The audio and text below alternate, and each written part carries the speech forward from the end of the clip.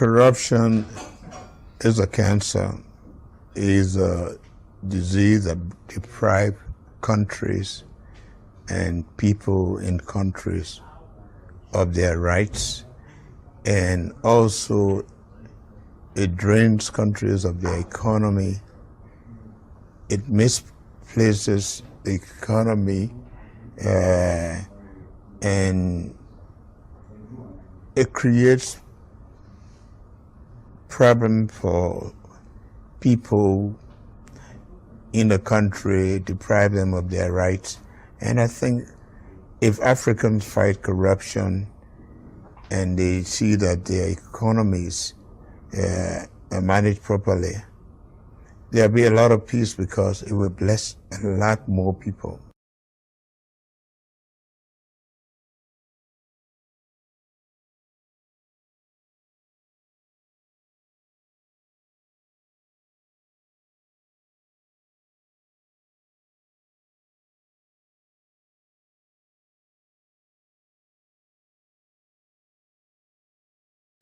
Again, I'm still here on the project,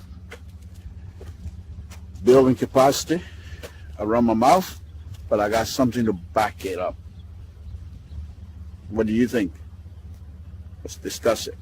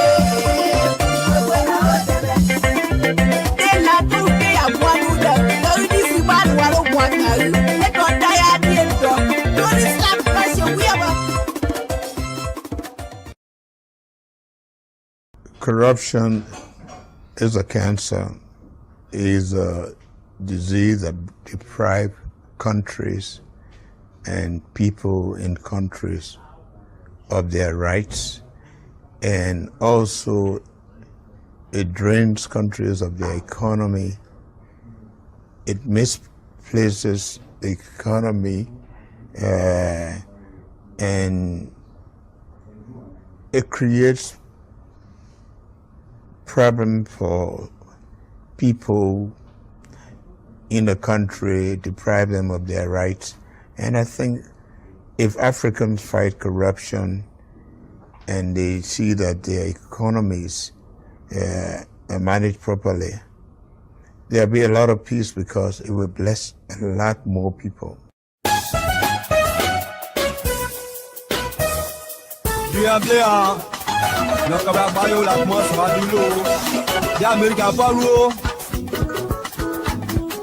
C'est au-dessus de moi, encore une autre fidèle qui l'Amérique n'a pas bloqué nous. Quand il y a Sylvie, il y a quoi qui j'ai vu presse. L'Amérique n'a pas bloqué, t'as bien de moi avec moi au Ndé. En ce moment, on va battre au moins, on t'a dit, t'as mouillé, on s'est battu pour moi, il dit, Abela lo kan yo. Ka go so aju lo. Aye. Awaye. Ati o lo a.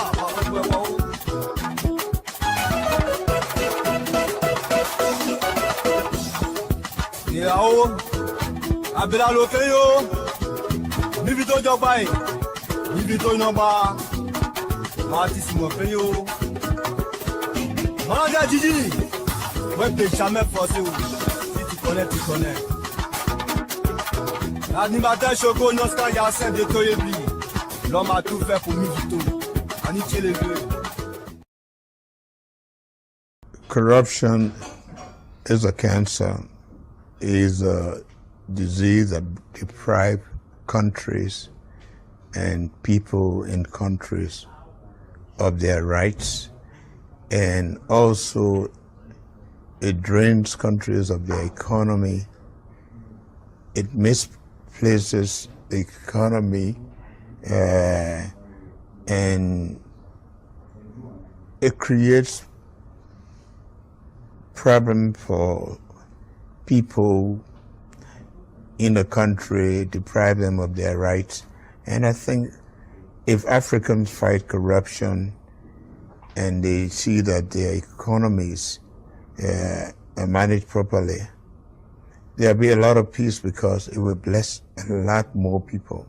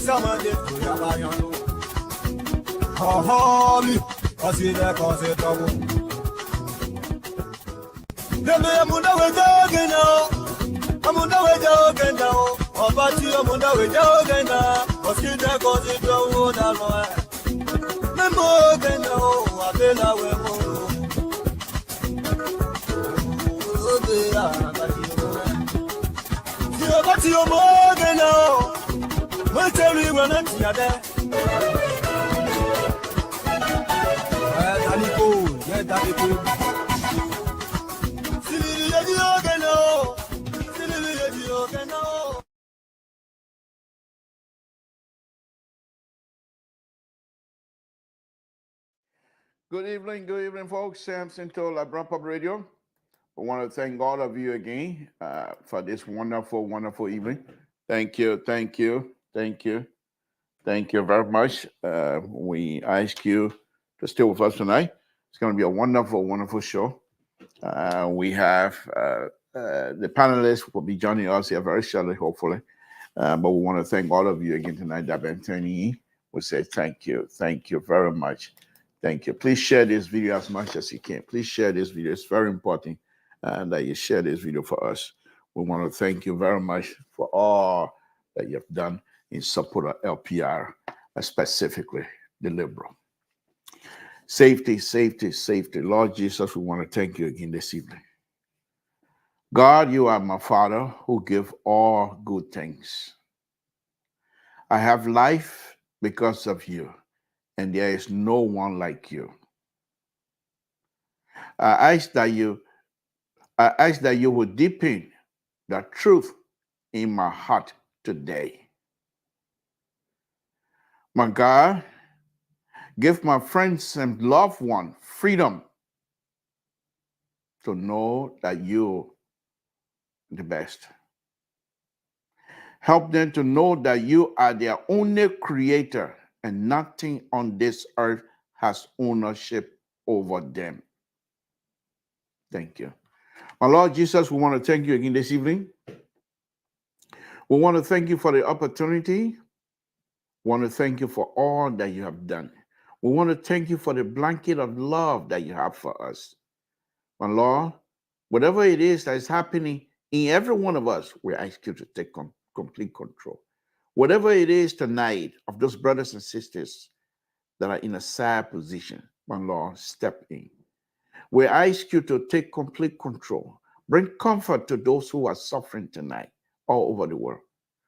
My Lord, The reason why we come crying to you, because we know, those of us that know you, we know you have the ability to do that. We know you have done it before. And we know you will not hesitate to do that for us. And thank you. Thank you. My Lord, we ask again to bless the Republic of Liberia. Bless the leadership of the Republic of Liberia. Give them wisdom to do what is good for our people.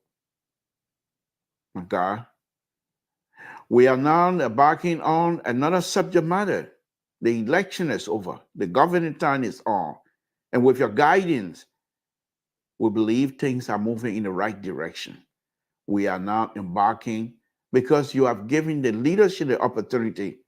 They have now asked the Liberian people to embark on another major subject matter. The war and economic crime, quote, in Liberia. We will put that in your hands because everything that is in your hand is in good hands. And we know it. We will continue to say so in this public manner. Thank you. Thank you for guiding that process. Thank you. Thank you for giving wisdom to all those that are involved. Thank you. Thank you. We put the process in your hand again. My Lord, we ask that you bless the host country, the United States of America. In Jesus' name we pray. Amen. So, folks, again, Samson told Liberia Public Radio, I want to thank all of you again for tuning in. It's been a wonderful evening. And we will continue to talk Tabata here while we're trying to see if the panelists will join us here very shortly. But let me just say this here. We all were listening to Spontaneous. There's no question asked. And this last question asked of Yaka Kaluba. I am guilty as charged. All of us. I did a 2-hour show here on Yeke, promoting Yeke. 2-hour show on this platform. Yes, I felt then, and I still do, that what they did to him and his family at the airport was wrong. And I also believe at the time that the reason why Yake was going off the way he was going off because they were not giving him the opportunity in the House of Representatives to express himself freely. And so the only way he knows how to express himself in the interest of the Liberian people is to go public. Many of the time they try to sanction him. Many of the time they try to deprive him of his salary. He goes to court.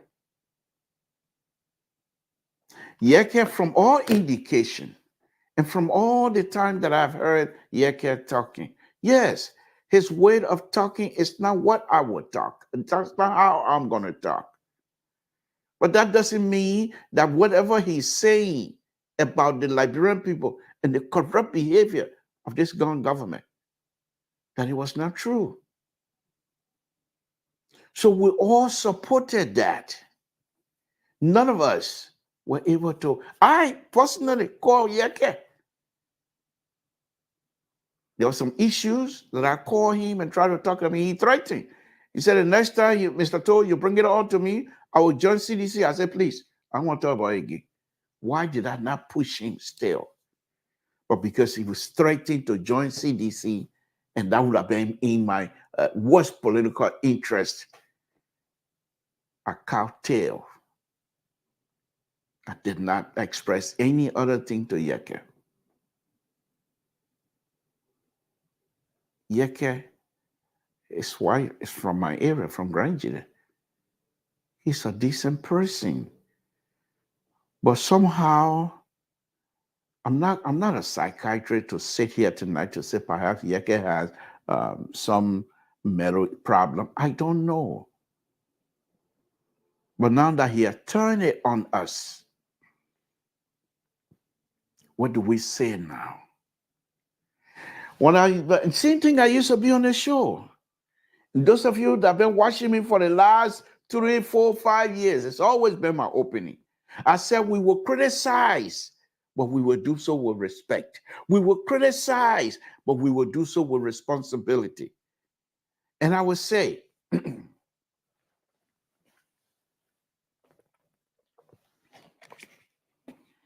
I've always stated this, that if I come out here and the fact that I wanted George Weah and the CDC government out of office, that I will go deep into my worst instinct and start insulting. And I've always stated this, that if I do it to this president whom I want out, what if the president that I like, he comes to power and somebody starts doing, what do I say?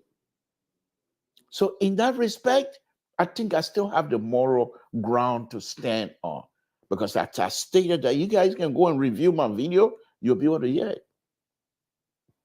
It might not be popular, and I don't go about it most of the time, but I will not.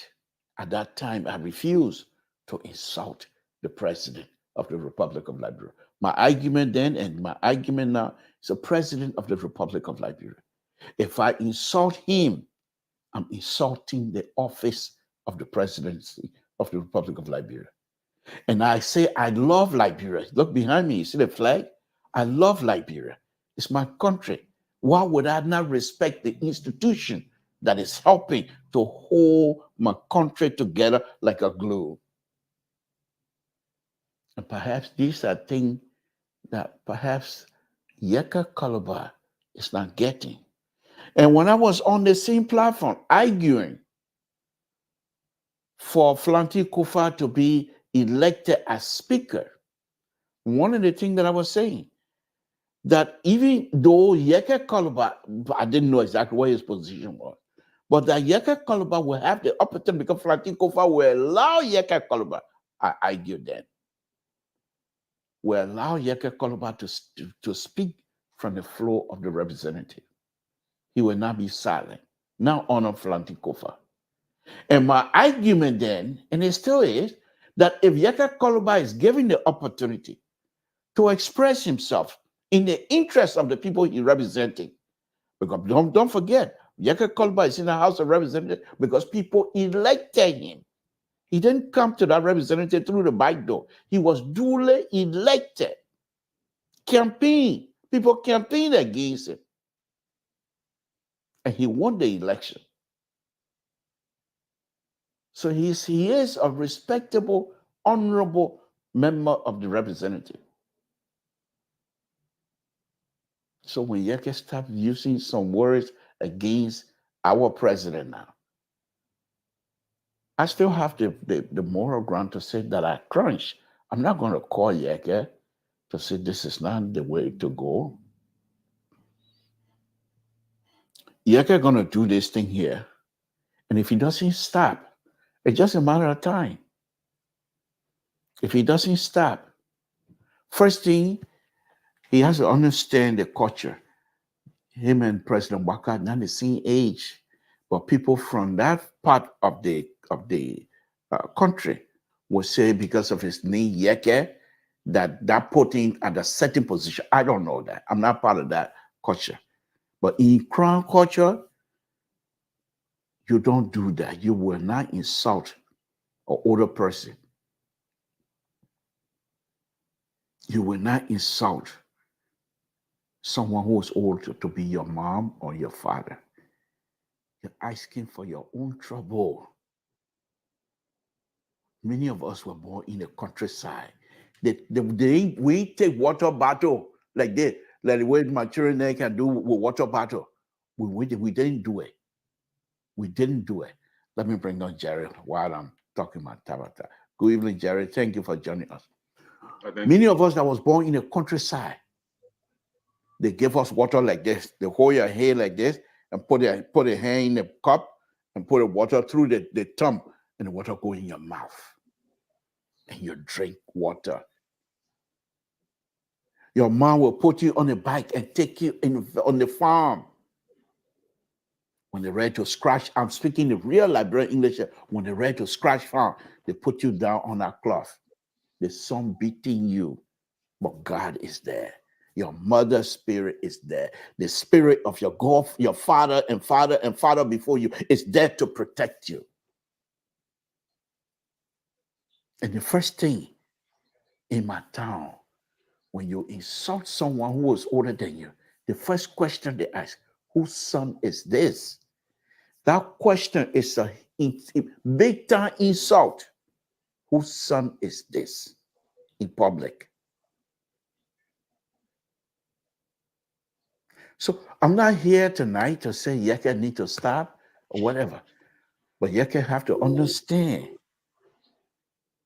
why you're there to protect the citizen, why your voice matters to all of us.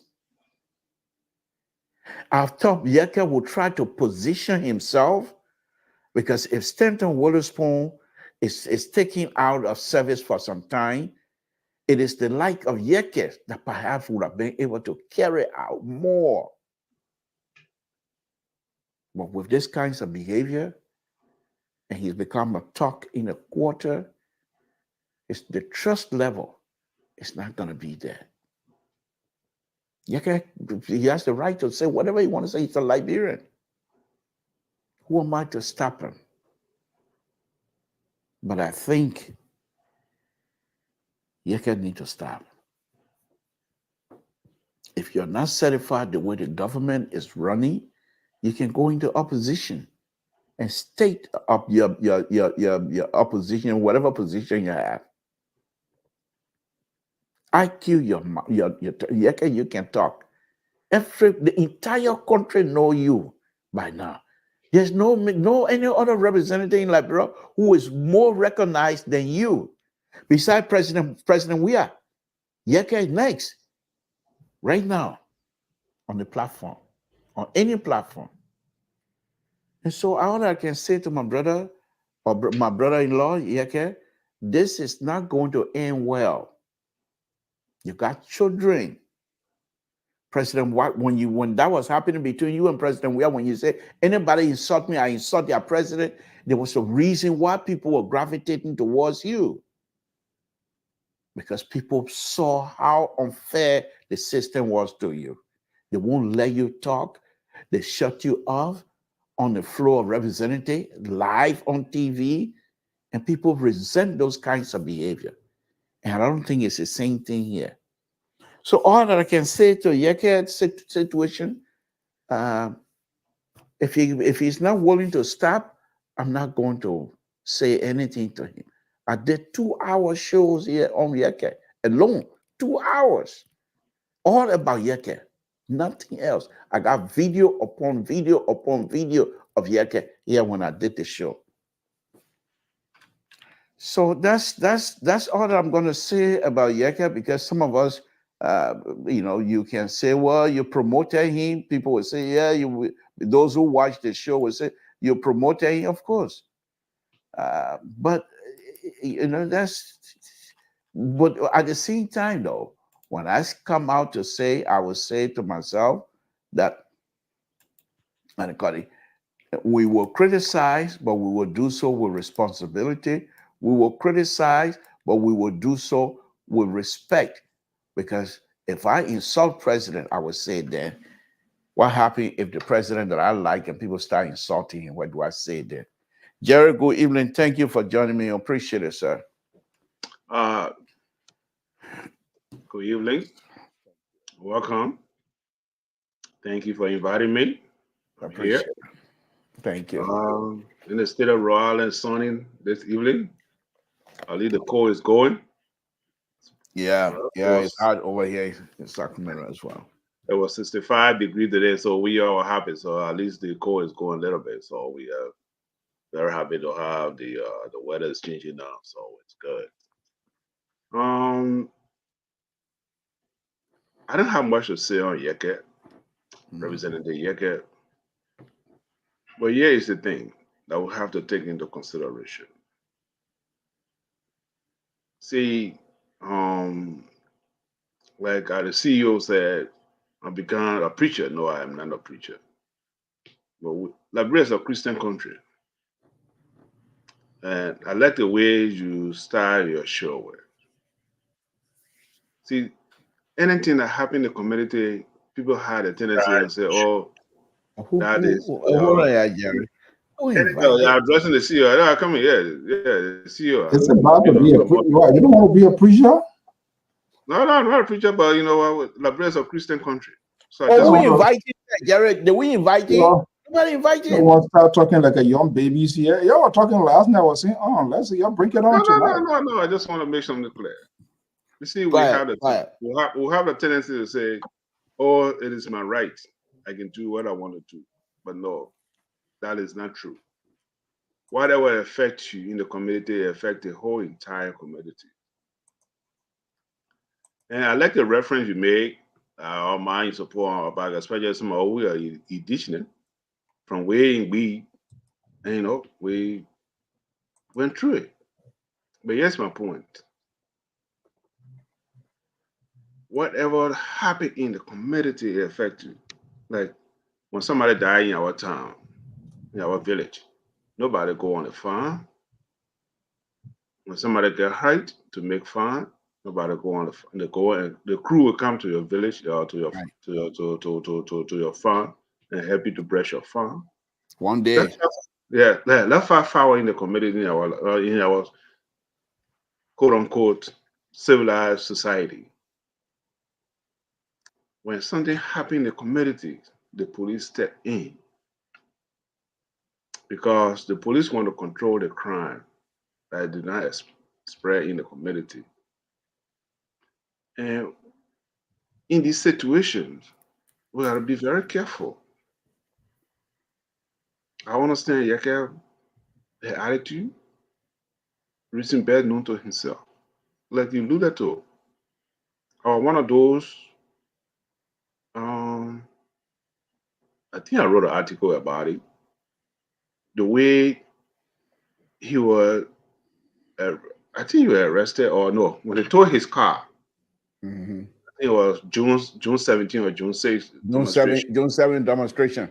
Exactly. The way the government went about, towed his car, brought it to the police station. You're in trouble, buddy. Yeah. Then they say they find a gun in his car. What happened from the executive mansion area to bring the car to the police station? Are we coming back to this story again, Mr. Baco? I come here. Mr. So, you're not here to dominate it. That our reason you can't dress. Listen. No, I'm talking about because people say, look, listen. People are saying, oh, yeah, I say you can call about you're supporting. You say you can now you say you can call about representing. You can call about, you know. So I just want to give the genesis. What happened? What? What can I say you're giving? I said just giving the genesis, the beginning. Oh, please. Okay.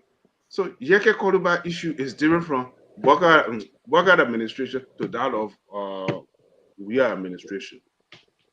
So folks, to our support Yeke Koruba Act, yes, no. Do I like what he being treated with? No. Well, listen. This country, Liberia is a free country. Let us not be selective justice. Thank you.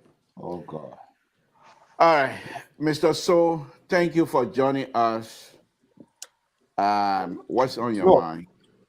Yeah, the most important thing is the decision today by the first branch of Mr. government. So, that's going to be discussed. That's going to be discussed. That is the major subject matter here tonight. So why do you want to shout things in my throat? You asked me. I'm telling you what is in my mind. But I also want to come up with this similar story. I don't like the way you dress. I don't like the way you dress. I don't like the way you too flashy here tonight for me. I don't like that one. Well, okay, give me a chance. Let me just talk. Say, hey, you Ghana man, you wear your Ghana fatigue here. I'm not talking about it. Look, this scenario story, you, Jerry Bako, and soon to be supported by Terry Collins that I know here with your Yeka Kolubatre. We don't have time for that. This is what you do on this network, and I will always call you out on a daily basis. It is ridiculous. You are the wrong person to even talk about Yeke Koluba. You came with Henry Costa. You are one of the giant fans, right? When he turned on your guy boycott, you start flipping up. It is the same thing with you. People look at the wrong, and you will not talk because it favors you will support it. But you forgot the quote. He who rides the back of the alligators eventually enter the belly of the alligator. That it is. You forget about Yeke business. Your new Yeke is just Yeke. Yeke will never change. In fact, is it fair to also ask, is Yeke raising some legitimate concern? Jared Barker now is trying to draw a sort of red line here. Oh, the one where we Jerry we are this and that. I'm not a we are fan, but I would say it always, and this is why make Marla Jones and myself are the real independent voices here. Give me a chance. Jared spoke for almost 10 minutes here. You never stopping. You are about to interrupt me now. So, you guys, you one of those. You say you alluded in here. Not even 2 hours, more than 4 times. Yeke did that. Until Yeke threatened that you are going to join CDC, that's how you Rwanda. So the issue of Yeke Koluba, Yeke will not change. Is Yeke asking some legitimate question? Yes, he does. He's asking the question, but some of us found from day one the way he does things and how you. But you guys on the other side, you have welcomed the alligator. Now the alligator has become a full-grown alligator. It can no longer be domesticated in the zoo. It's going like a renegade soldier, and you want to come cry like a baby crier. Let's get okay. All right. Thank you for bringing that up. Like I said, we did more than 2 hours show on Yeke alone. Now you and myself. Yeah, I did. I did a lot of show promoting his idea because I still do. I think Yeke still saying you are having a good profession. Okay, whatever. Let's move on. Yeah, Terry, good evening, my son. Thank you for joining us. Hey man, come in and come talk. You're not your enemy again. Another. Let's see where the show gonna go now.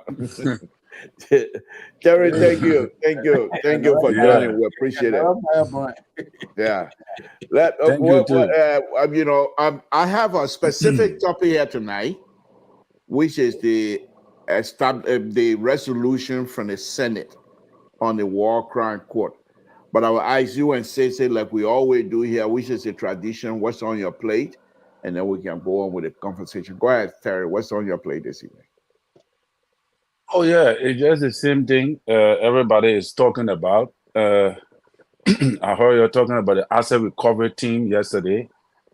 And, almost similar to some of the things that I was asserting, that the Supreme Court was actually in error, and it's good that they were able to relinquish the prohibition that the asset recovery team should carry on. So I thought that was hilarious. Well, wait a minute now. Wait a minute. Don't run with it now. I will go to say, but don't. What do you mean by Supreme Court was in error? What was the error, please? Well, obviously, I know this will spark another argument, but argument is what we do here. So, but actually, you see, you're too tall. Yeah, put the camera a little bit up. So no, don't sit back. Just flip the camera a little bit so we can see your face. You're too tall. Yeah, actually, I made the camera long because normally I always in the back. I see now. Yeah, I see the black side all gone now. So that's good. That's good. I learned it from Mr. So actually, but I show him. I told him to call you. So my idea. Yeah, but however it is that the court is saying that they are the asset recovery team can proceed. Yeah. So in other words, the asset recovery team was not wrong for arresting the cast of Grace Enterprises and all of that. You understand what I'm saying? Mm-hmm. That is what it means, that you were not wrong for doing what you did. And that is what we've been saying all along. The last time when we were discussing on the show, I said the asset recovery team is not wrong. And the court proved to us that the asset recovery team is not wrong. So I think that was something. And surprisingly, OKFM that I listen to every morning that claimed to be a balanced radio station, the other guy said, oh, he's not lawyer, so he's not going to talk about it. But he talked about the budget. He's not an economist. He talked about every other thing. But when it comes to that, you don't talk about it much. Why? Because obviously, everybody sees that what I really look at in Liberia is that the society is just polarized with this mentality that once this other person is in power, everybody was going to bite on that person and attack that person until that person falls. And then we hear another group of people expecting this other new group of people that is coming in will give us the opportunity to also have opportunity to share our views. So I was thinking that is the mentality in the Liberian society that is really causing a serious problem with our political system being effective. And lastly, I also want to clarify something here. The last time we were on the show about a doctor who wrote and said something about his position in regards to something I said about the council, the council of churches. And he talked about the St. Edward School and how, not St. Edward, but he talked about the Cali School and how he went to Cali School, because we're talking about the civil societies.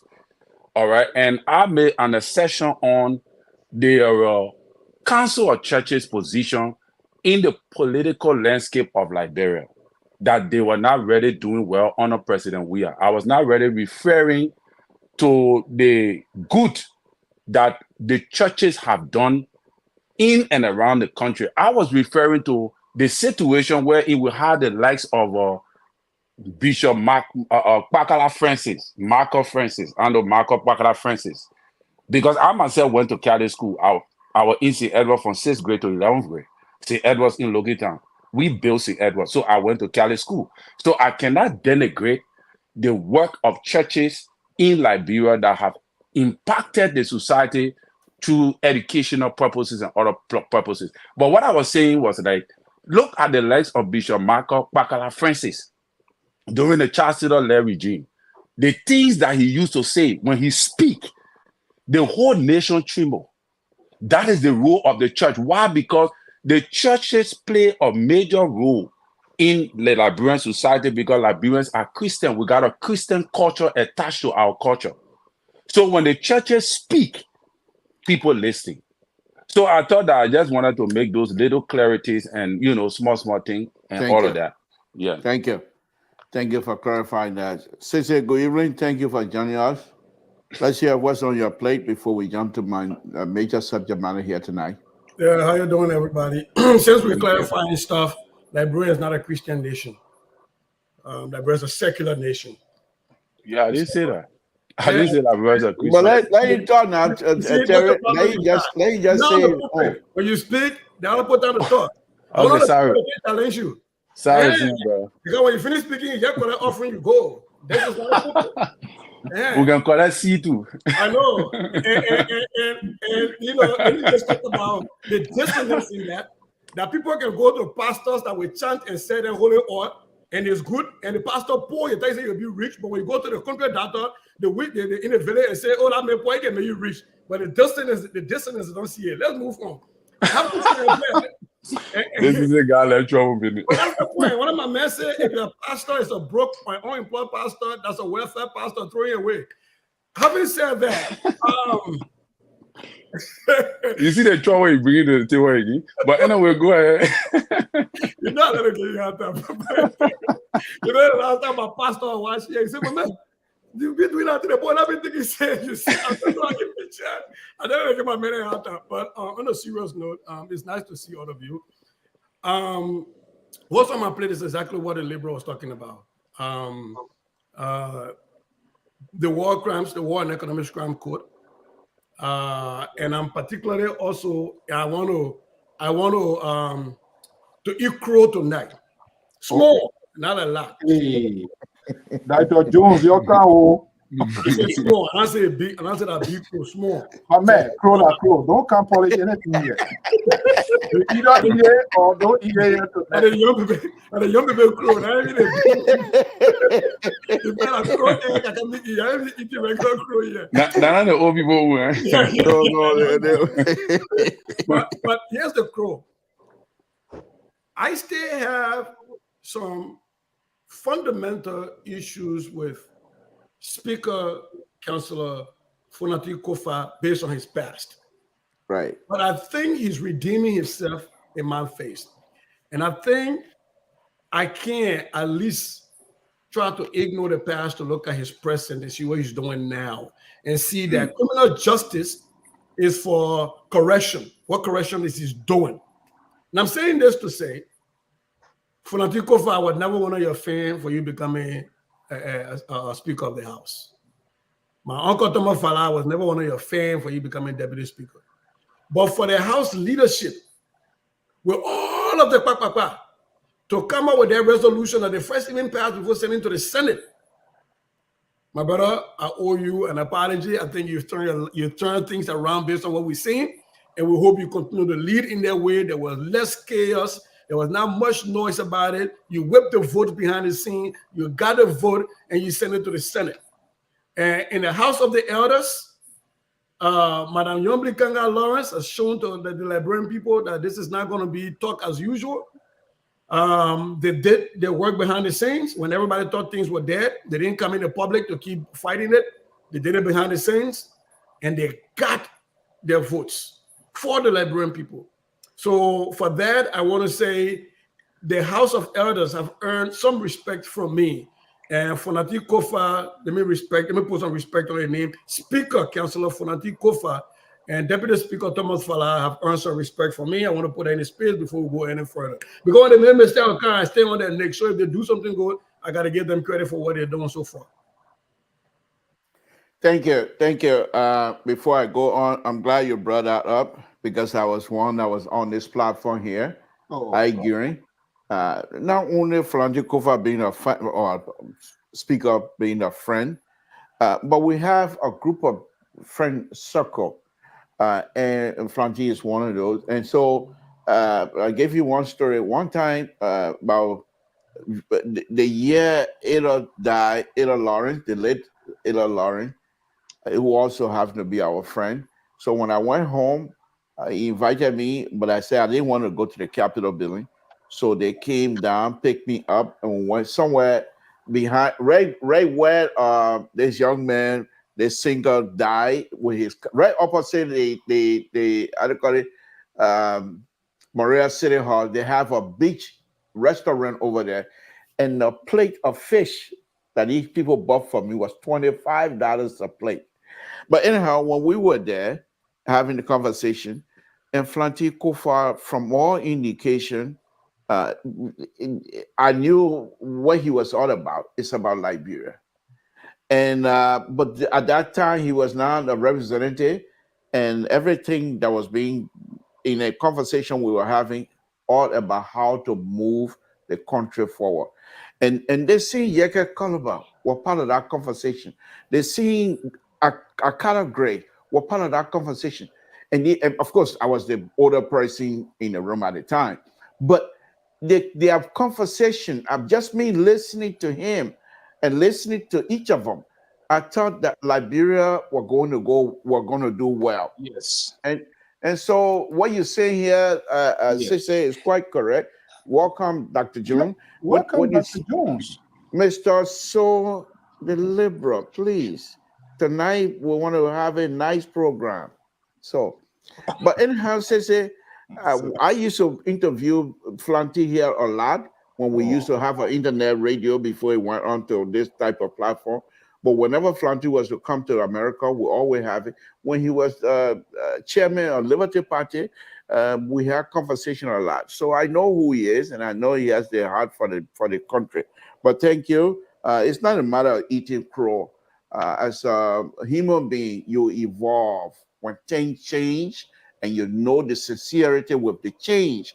If it is not Tabata changing, you as a sincere person, it's expected of you to move up to that position, as long as you yourself have to know and believe. Why you only focus on Funati Kofa one? You started Funati. That's why I said. The order there. And another thing. Ever since if you watch the leadership of the House, even though CDC are in quite a complete control, but they are not in the mood to fight against anything right now. They are not even taking the role of CDC opposition type. If you watch the way they interact with each other, so it's a good thing. But let's move on. Thank you guys for joining me tonight. Tonight program, we're going to go a little bit deeper into it, and I think I will allow myself to go over the program by maybe 15 minutes. So about exact, I call it 10 o'clock, we will start asking for wrap up. So let's go ahead. The program that I have tonight is about the war economic crime. Who authorized you now to go 15 minutes? I'm the board chair. You see, I did not misuse power. Don't worry about it. Says yeah, board chair. And run the administration. This is ridiculous.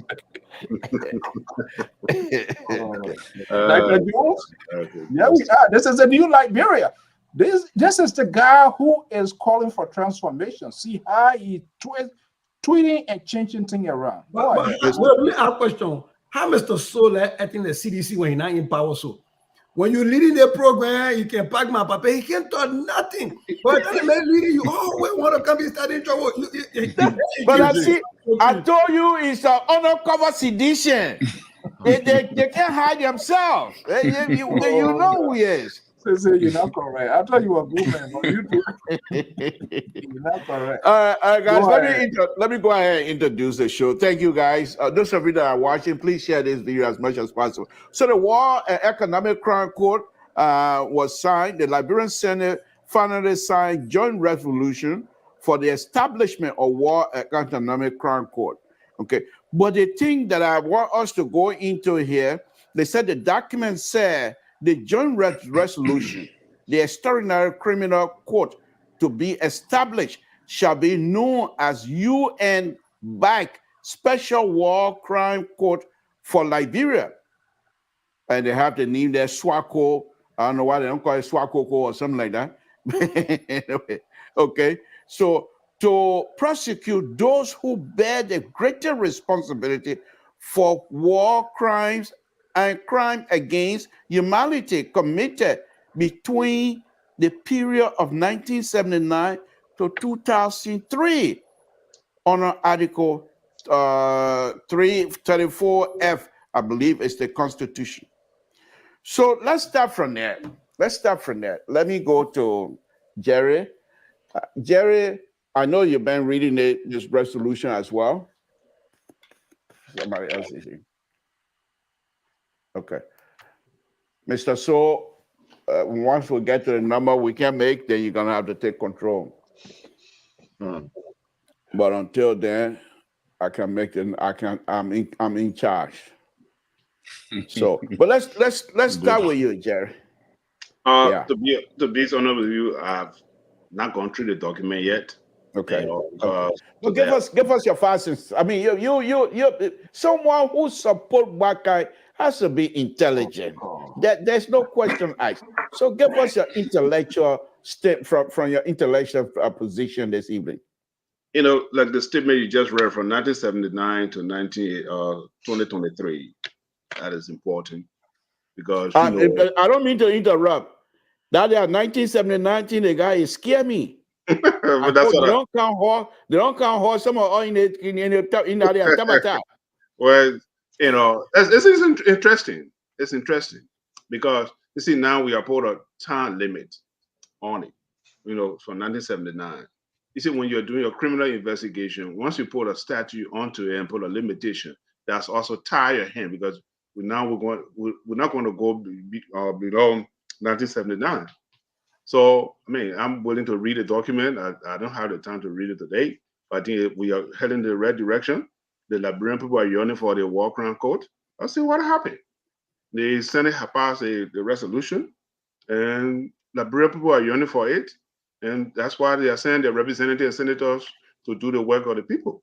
So, I mean, I'm delighted that the Senate passed a resolution and see where we are. Let me go to Sissy right away. Sissy, is that consistent with Article 34E, B, J, L of the 1986 Liberian Constitution? The executive shall develop a legal framework and submit the same to the legislature of enactment into law for the establishment of anti-corruption court, ACC, focusing from 1979 to 2023. I would think this is the economic crime code they're talking about. So if that's the question to you, sister, if you can help us here, why does it mean only to 2003? Anything after that, it doesn't count?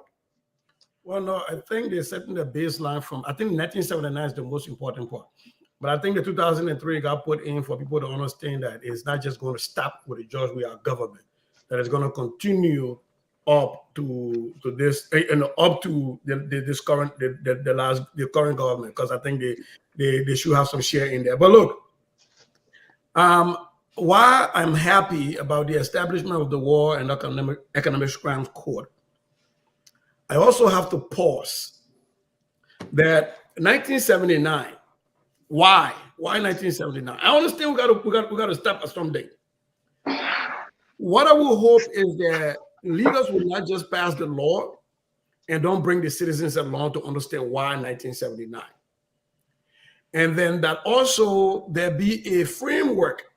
This can come in the form of an executive action, but there be a framework to also talk about in whatever format. It doesn't have to be criminal at this point, but to talk about and acknowledge that before 1979, people looted the coffers of their country.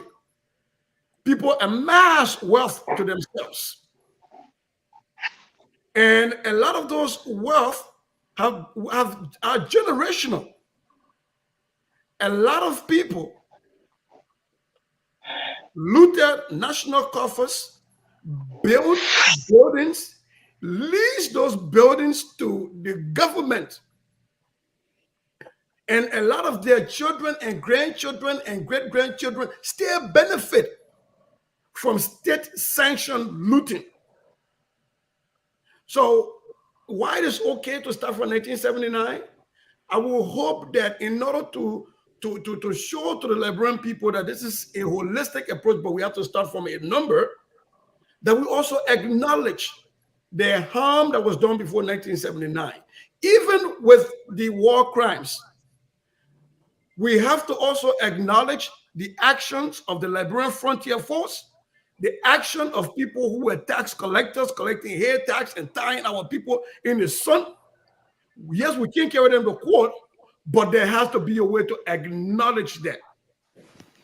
And so mine, for me, is not much about the justice piece and who goes to jail, who doesn't go to jail. I've always said on this platform, mine is about the education, the information that will come out, and how do we use that? How do you teach in Liberian schools that the Civil War started and there were war and economic crimes, but you start in 1979?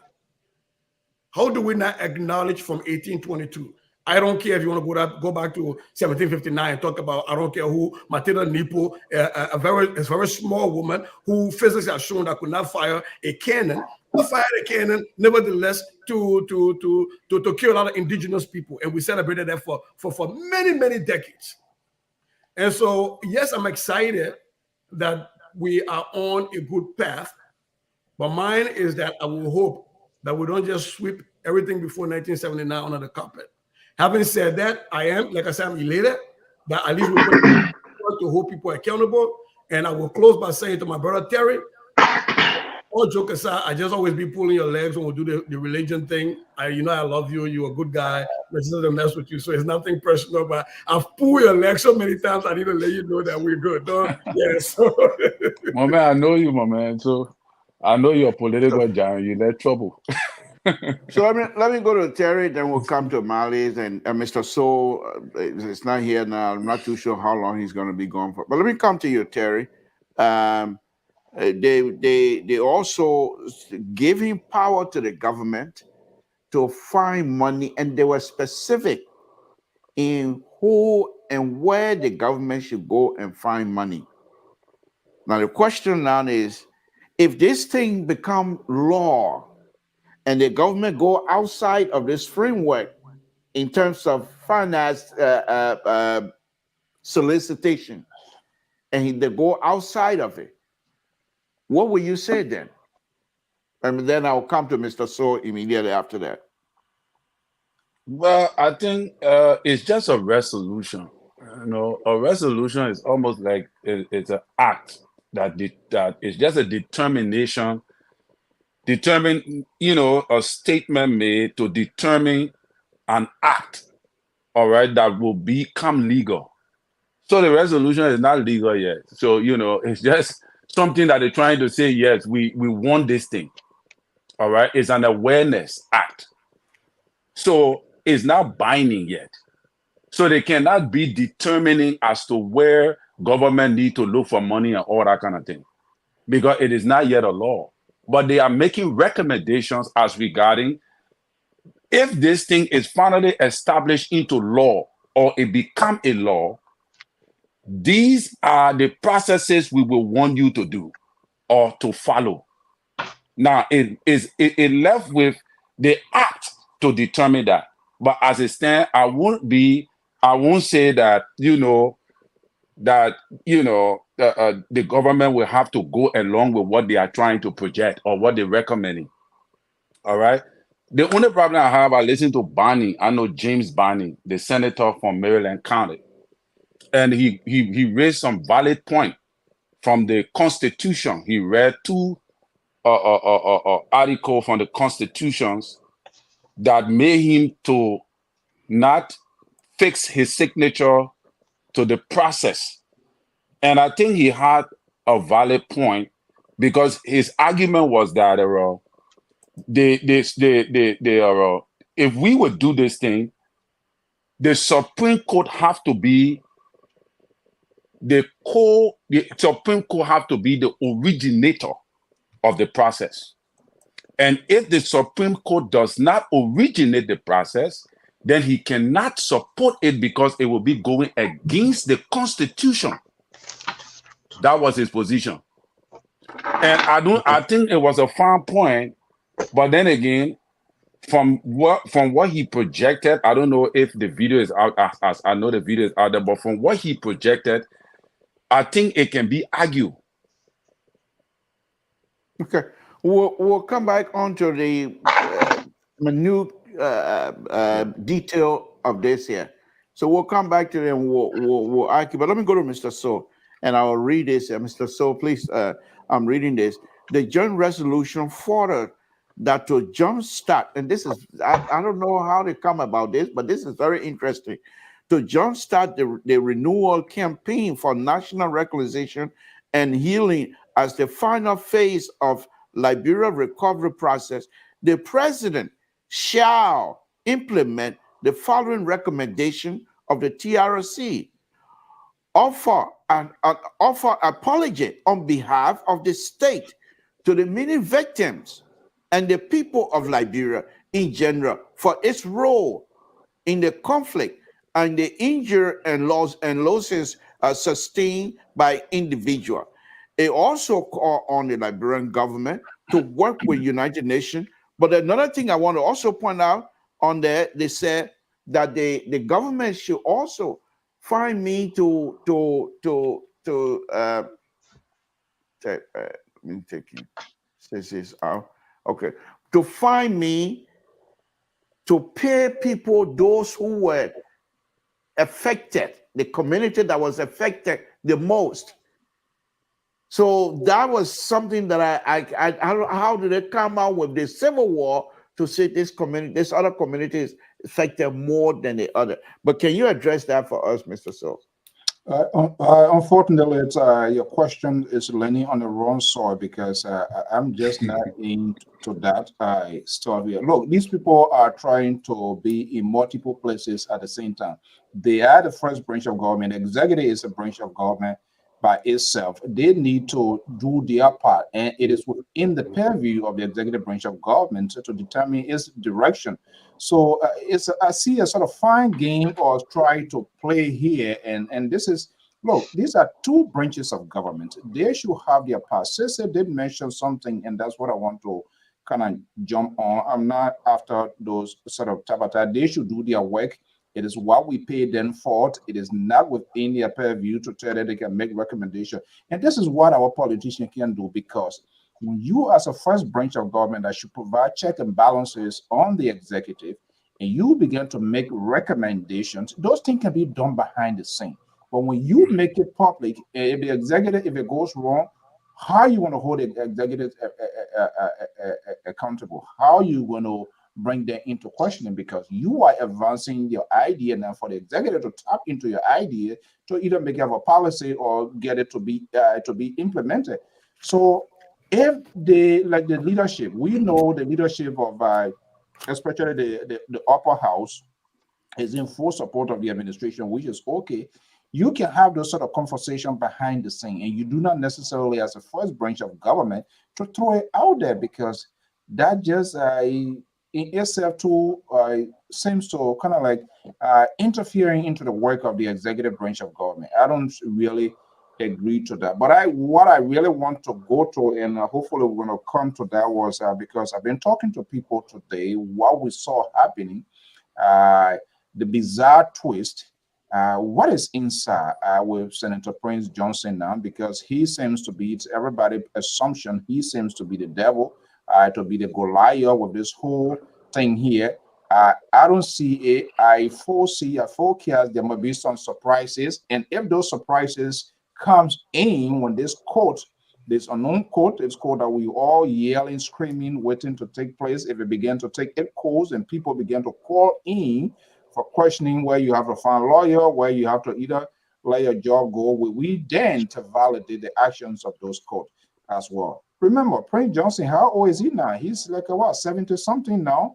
A human rights group going to be coming out here. Can they still allow the 72 or 70 some more persons to go to jail? I'm just using as a case study, saying he seems to be the guy, the center of gravity in this whole thing here. You have George Bolle also in that same place here. Now, we never know. We saw what happened with the French. What happened because of this Saskosko, what his name, this guy, because of his age, there are certain things were granted. We don't know whether that's going to be applicable to, if the code is to kick in for people that Prince Johnson, George Bolle, Tomo Yaya Nimle, and many others who we don't know, they fall below the belt. So then what becomes of it? We then come and say, hey, the action of this code here is not it's not justifiable, or this code has been selected. So we must open our minds, our body, our soul for the unexpected and some of the things that are going to be taking place, bizarre one, and people shouldn't just cry. But I can tell you it's going to be seeing him signing that today. I'm wondering whether there was some sort of conversation here with people to say, hey, you know what, X, Y, Z, something. But we're going to wait and see. But and there's some sort of provision, I was told, but I will have to look that up for myself with the 1986 Constitution. You know, Taylor, they granted themselves annual stay as well, things that they did, and all of that, even the door with the pool and all of those kind of things. So there's too much of complication. We'll wait and see. Thank you. Let me go to Dr. Mallet, and then I'll come to you, Evis. Dr. Mallet, in the resolution that I have here, I don't have all of the resolution. I just have what was written in the newspaper, Global News Network. So I don't know exactly how they want to put this thing together. But from your own perspective, if this is to happen, what are some of the things that you would like to see to be implemented in order for this to be successful? Well, thank you, Libra, and good evening to the rest of the panelists. I beg to differ that it's too soon to begin sounding the trumpet, Hosanna, Hosanna. Yeah. We don't know the modalities, but there are one key issue here right now that I'm okay with: the scope, time, duration. But again, like what this Mr. So said, we need to accelerate our speed right now for two reasons. One, when you start talking issue like anti-corruption code, now we get an anti-corruption commission in Liberia that passed law under Helen Johnson's leave that you don't investigate corruption anymore after 5 years. Then when you expanding your scope from 1989 to 2003, 79. 79. 79 to 2003, I hope we'll not be running into what I call a constitutional clash on this issue. In how much the Senate is overwhelmed, I think they need to accelerate their speed in trying to please the appetite of the Liberian people, because there are two groups of people on this whole thing right now. The country is divided, some for, some against. It's not everybody for this thing. So other people for it in another way. I went through it today, but I'm more concerned about some of the key issue like security. You know, anything that you embark on in politics that has the propensity to interfere or to interrupt with your feelings. You know, every time we talk about this, it comes with a whole lot of feelings. And the feeling comes from two ways: those who were right and those who are about to take the stand. You see? But there are more feeling coming from those who were right. You see? So the issue, Liberia is still fragile. This is a good news. But it's too soon for me to even give them my flower right now.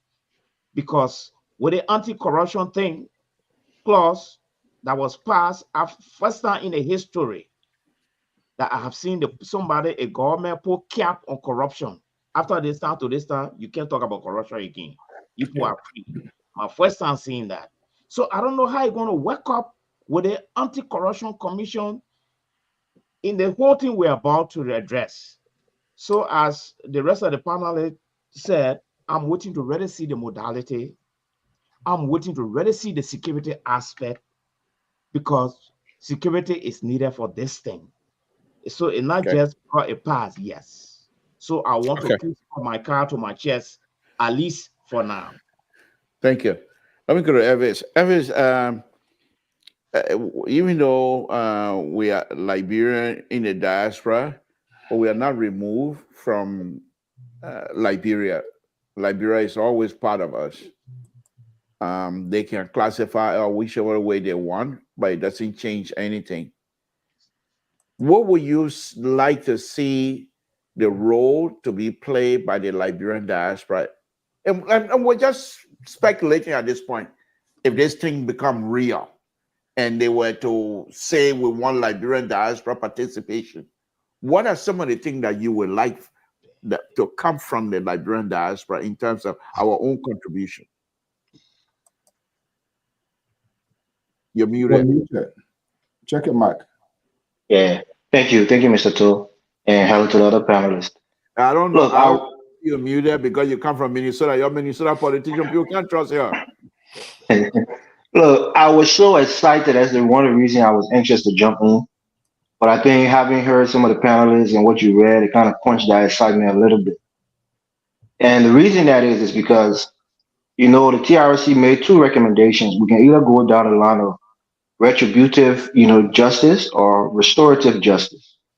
And from what you read, I think it was leaning down the line of restorative justice, where people will be compensated for their losses, people who lost properties, even, the head of household, the livelihood that was lost for that family, people may be compensated for it. And I'm starting to think maybe that's the reason why Prince Johnson and Yahya Nimle is maybe going in support of it, because it probably won't put him in jail. They'll maybe have to pay some hefty fines and maybe some future fines, to the victims that they victimized. And in that way, maybe they will escape justice as most of us would want it. But I think that the second part to it is that what is the international community going to say about this process? Because I feel like before the president signed this into law, you'll probably have some consultancy with the international community, especially that of the United States. So maybe, craft a full document, a full act, and then give us the full scope of the court and how the process would take place. But then again, I think then it still has to go back to the House and even the Senate for a final sign off on it. So I don't think this is the end of the process because they have to come and say what they want, and the Liberian government have to agree with it because they're going to help fund this thing as well. So they're going to have their say. But then the president can't just arbitrarily sign it without the acquiescence of the two houses. So they'll have to go back and consult with the House and the Senate to see if everything that's in there is agreeable, and then they'll have to sign it into law finally. And I think that's where probably the biggest hiccup would be because a lot of people may have some dissension on it, like, okay, we agreed to this, but we didn't agree to that. So you have to take this out in order for us to get our signature on it. And the thing that James Varney said was, I'm a little repulsed by it because the reality is he's a senator. He should know the way our government works. You don't start with the Supreme Court. The Supreme Court is the final arbiter. You go to the Supreme Court when you have constitutional questions. If you have something that needs to be finally settled, you go to the Supreme Court. You don't first go to them for them to write legislature for the country. That's the job of the legislature. So for me, I think if this is being crafted, you need senior lawyers, well-seasoned lawyers. That's how the House is supposed to work anyways. When you're writing bills, you have to have lawyers right by your side to make sure everything you're doing is constitutional. It doesn't circumvent the Constitution. So I'm sure Fonati being an excellent lawyer, even though he had his trouble here in the country, but I'm sure they went through everything the right way. And as such, if anybody wants to question it, they can then go to the Supreme Court for interpretation if it's constitutional or not. But the Supreme Court don't have any part to play in the law as it's being formulated in its embryonic stage. But for me, I'm hoping that this goes through, and I'm hoping that we get retributive justice. Even in this country, sometimes you see people that go through both. You have the murder trial of somebody who may have to pay for taking the life of somebody, for 25 to life. But at the same time, they'll find them for restitution. They may have to pay $100,000 to the family as well. So we can do both. We can't just pick the restorative justice and leave out the retributive justice. Because most people want to see people who kill people spend the rest of their life in jail, even if it's going to be for 10 years of the natural life. We want to see it. We can't let people go scot-free or just paying money that the Liberian people have already given them for killing the Liberian people. So I would disagree with it for now. And let's hope the process become clearer in the future. But thank you for having me. I'll leave it right there, Mr. Thank you. Again, this is Samson to Liberian Public Radio. I think those of the panelists that are here now, except Mr. Joyce, Mr. Cry, and Mr. Mazzola, but I think we will try to impress upon the CEO to have a meeting to guide us as to what document we can play on this show that will be of a decent proposal, because we don't want to just grab any violent stuff and try to play it. So I think the leadership of LPR will eyes to guide us in that position, because in this type of conversation, it's good to have. But I thought you check out the board again. Chairman of the board made a final decision. The man put a foot in his mouth. No. The chairman of the board making recommendation. The chairman of the board making recommendation. No, he makes recommendation to the CEO. He said, look, these are the process you want to do. He's the chairman of the board. He's making recommendation. That man will put a foot in his mouth. Yes, is it you bad? You can forget. Yeah, that man when he gets the money, last day. When Crown Man said Kaifo, he something know where it is. That's exactly what we like. People can't just throw their whole weight. So hopefully the leadership will guide us, because when we have any kinds of serious conversation, and there are some documents out there in public that perhaps might not represent us in terms of because some of them are very gruesome, and I want to make sure that the CEO will try to guide the process. But let me go back to Jerry. I just want to bring that. I think we need to have a meeting, have a conversation on that. But let me go back to Jerry. Jerry and I believe Sissy step on it a little bit, but I will push it to your side to see if it can help us. You think from 1979, and I will throw some politics into this one here. You think 1979 is these people intend to now reel some of us, the liberal and the progressive, in, whereby forgetting two-way party and their corrupt behavior, and then bringing us into this because 1979, that's when the progressive became permanent. Why pick on 1979, Jerry? What do you think is going on here? Well, see, you're one of the things. It's not how you do it, it's the way it's been executed. See, when you're making a law, it got to be blind. It's not self-interest. That's what it's all about. Now look at the way they want to craft the law that will establish the World Crown Court. Look, folks, let's look at history a little bit. The great United States, you must say, in today, 200 and some more years ago, they had a civil war. Look at Jackson, President Jackson, Colonel Lee. What happened to them? Few years ago, they were tearing down the statues. They tried to take Jackson from the money because of his behavior during the Civil War. All these things is predicated based upon the people's emotion.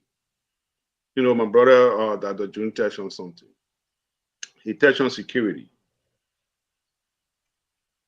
Let's go back a little bit step. On Mill were there during the duration of Madam Sally time. When on Mill, Jumio on Mill, I think they call it Jumio on Mill. Yeah, on Mill. Yeah, on Mill. On Mill. Yeah, they were there during the 12 years of Madam Sally administration. Folks, when these people left, look at the crown reign in Liberia. I want to fast forward. Now we're breaking war and economic crown court. If we establish the war and economic crown court, and wherever the perpetrators are or who they're going to be, and they're being prosecuted, do we have the finance or the finances, or what is the duration if they are being incarcerated? So these are the fundamental issues. I want to close by this, or two things here. It also good for us to expedite this thing because as time go by, memory fail. Witnesses will be, witnesses will be, some of them will pass. People memory begin to fail. And these are the issues we need to start tackling right now. Because evidence gets destroyed. Some of the people who they allegedly have been involved in a atrocity, some of them will begin to destroy evidence. How do we retrieve the evidence? The memories of the individuals who are going to testify. Because some of the people who did the atrocity, probably some of them would not be around today or tomorrow. So these are the issues. So, I mean, the establishing of this thing, there are so many things for us to take into consideration. And I hope those legislature or the representative, we need to take all these things into consideration. So, Mr. Toh, your question here is important, but let's look at Rwanda or precedent. See, when you're doing something, you have to look at somebody who have gone through it. How they did it. Today, Rwanda is one of the best African countries right now in Africa. So we have to go do this thing and steady there. Let us not do on our emotion, because that's somebody's liberty. Now you been accused and you're going to go to prison. I don't know what the duration time, if you are found guilty with the World Crown Court, how long you're going to go to jail for. How many, like my brother said, Evan said, maybe in the criminal court, they say, you pay 50,000 or 100,000 and the man's free. Or they say, because of that, you're going to go to prison for X amount of years. So there are a lot of framework that we have to take into consideration. So let me come to you. And I also want to make the announcement here, until this thing is over, please, nobody connect me to the 1979 arrest riot anymore. I don't want to be connected to the 1980 PRC business anymore. I don't want to be part of you lot The conversation. poor come for you. You'll be one of the witnesses in the court. You give the story. They are on record.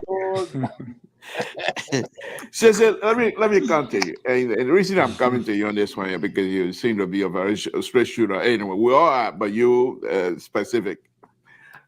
You able to put Dabo in jail? A Dabo found guilty as being solely responsible. You able to put Dabo in jail, Sissy? Well, the first thing we can take Dabo broom from her. I heard some people try to watch the solar eclipse in Buchanan and around Dabo Horse, but the witchcraft, they're flying on the broom, they block the solar, they block the sun, so even the eclipse could happen. Having said that, absolutely, we will put her in jail and give her access to elderly care. We'll not violate her right. Look, this thing is sensitive, and I agree with you, Mr. Toh, that we have to find a guideline, because for some people this is still fresh. This is raw. There are people who are living right now who lost immediate families. Mm-hmm. So we have to be very careful about how we talk about that. But for me, it bothers me when somebody is trying to say, in order for you to get justice for being wrong, we have to be worried about our security. And so my hurt should take a second seat, because somebody feels that somehow if you prosecute somebody who hurt me, there might be insecurity. My brain cannot connect those two dots. Look, for me, when we have this conversation, it's akin to what Donald Trump was trying to say when they try him, the people will get in the street. Well, we'll get a bunch of felony charges against it. So it's the argument that we should never have a closure, simply because these people always threaten that they will create problems. And that is a rhetorical question. And if, depending on your level of hurt by what happened in the Liberian Civil War, I struggle to accept that somehow we should wait until we are secure enough before we hold people accountable. When will we get that secure? When we get secure enough, and what's the threshold for that security? And folks like to, I like my brother talking about Rwanda. What security Rwanda had in place? And besides that, if we want to copy Rwanda, we have to have somebody in power for 20 plus years, because that's what their president has been in power. It means a dictator. Yes. So we can get their part, the other part, the whole thing. Look, I listened to the arguments that came from Prince Johnson today. I watched this entire interview. And you can tell that these people who have always been perceived as being hostile to the coming of the War Crimes Code, and people perceived, rightfully or wrongfully, to be capable of threatening the peace, you can tell that all the winds have left their sail. Prince Johnson's argument today was about a Supreme Court ruling infringing upon their rights not to run. Because when the TRC recommended that, the Unity Party and a bunch of other people went to court. And the Supreme Court said that would be an infringement upon the rights of people. And the Supreme Court was right. But Prince Johnson is assuming that this war crime court is going to go back and say, without you even going to court, we're going to do like the TRC and say you don't have rights. And I don't think that's what this is being set up for. And the Senator binding piece, I didn't even want to touch it. And thank you, Elvis, for going there, because I felt it was a gross misunderstanding of how the Liberian government system works for a sitting senator to make such a remark. So to answer your question, I think Dabo should be made to take the stand. Dabo should be made to answer questions. And even if it takes us 4 years, every time we get her, she fin, we get her some water, we wait 3 days, we bring her back. She must answer. We need to know. for some of us who are scholars, we are not just interested in the punitive punishment alone, even though I have some interest in it. We're also interested in understanding the root causes and the progression of things so that we're able to teach our generations and so that we can do Rwanda kind of stuff, where Rwanda, yesterday, they had a big celebration. And they talked about all of the wrongs that happened. And they found a way in some villages for perpetrators and victims to live next to one another. Yes, we can get to that point, but we can't. The only way we get to that point is to be bold and not allow a few people. And Prince Johnson said it today when the journalist asked him, say, "Oh, he said General Ross must come and stand by you." Prince said, "Where you heard me say that? Where have you heard me say that?" He said, "People assume I said I never said that." So I really don't know who is going to threaten the peace in Liberia. But if an armed robber came and attacked me, and somehow because the man get ghetto in the community, they say, just leave it alone, don't go to the police, because I may get a lot of Zogos here that will come and attack you, I won't feel fine about it. So I'm really hesitant to talk about this because everybody has their feeling at a different level, their hurt at a different level, and that's why I say I'll go back to what Mr. To said. I am going to try to moderate the things I say on this platform regarding what happened during the war, because there are a lot of people still living with fresh wounds. Having said that, I'm going to close on this. I will hope that they hold all your Moja people to go answer, including our doctor from Bele Yala. You see, they hear me. They will carry us to go answer. Thank you. So let me just make one point. Let me just make one point. 1 second. Can I do that, please? Yeah. Yeah, please. 1 second. This is what I said from the beginning, and I will say this again. So, security is number one, because tomorrow will be the same person here if there's no security. Once the people that are arrested, and tomorrow we don't get into protection, people who are in motion, and tomorrow when they beat these perpetrators, guess what? Where is the security of the people? The same human rights people will come back again. The people were arrested, but they were not given a full due process. So, folks, security is important. When we talk about security, not just the aspect security uniform, but we have to get a framework. Because these people who will be implicated in this, or who will be the accused, we need to get in the full protection. Once you are under the custody of the state, it's a responsibility of the state to make sure they are protected. Because if we don't do it tomorrow, if we don't have the framework tomorrow, you know what? Society will say, "Oh, those people were they arrested then, and today the people are mocking them." Let me make it. So I just want to make that clear. Yeah, Mr. Bakon, you seem like your priorities is in the wrong place. The victims should be the ones that we're advocating for security for, not the perpetrator. Others will come to you. Let me land. Okay, we'll go around the room. Let's do one at a time. I think panelists here to analysts, they are answerable to the audience. So, and if there's something, get bench. Are you afraid? Moja, you will go. Don't worry. So I'm running the show. I'm the board chair. I'm running the show. Currently, we have a system of, we have prison system, correctional institutions in Liberia. Precisely. That's a sense security. It doesn't mean because they have prison system, so they are the people. Just hold on, Chief. No, I just want to make it clear. No, I'm not done. Let back on land and then. I'm done. Let go ahead. It's good. It's good. Go to their premise. Yeah, go ahead. To the best of my recollection, there hasn't been a situation at any of those places where prisoners, even armed robbers, have been beaten that their rights have been violated blatantly because the guy arrested and were put in jail. And a lot of these stop. Hold on, Chief. No. Hold on, guys.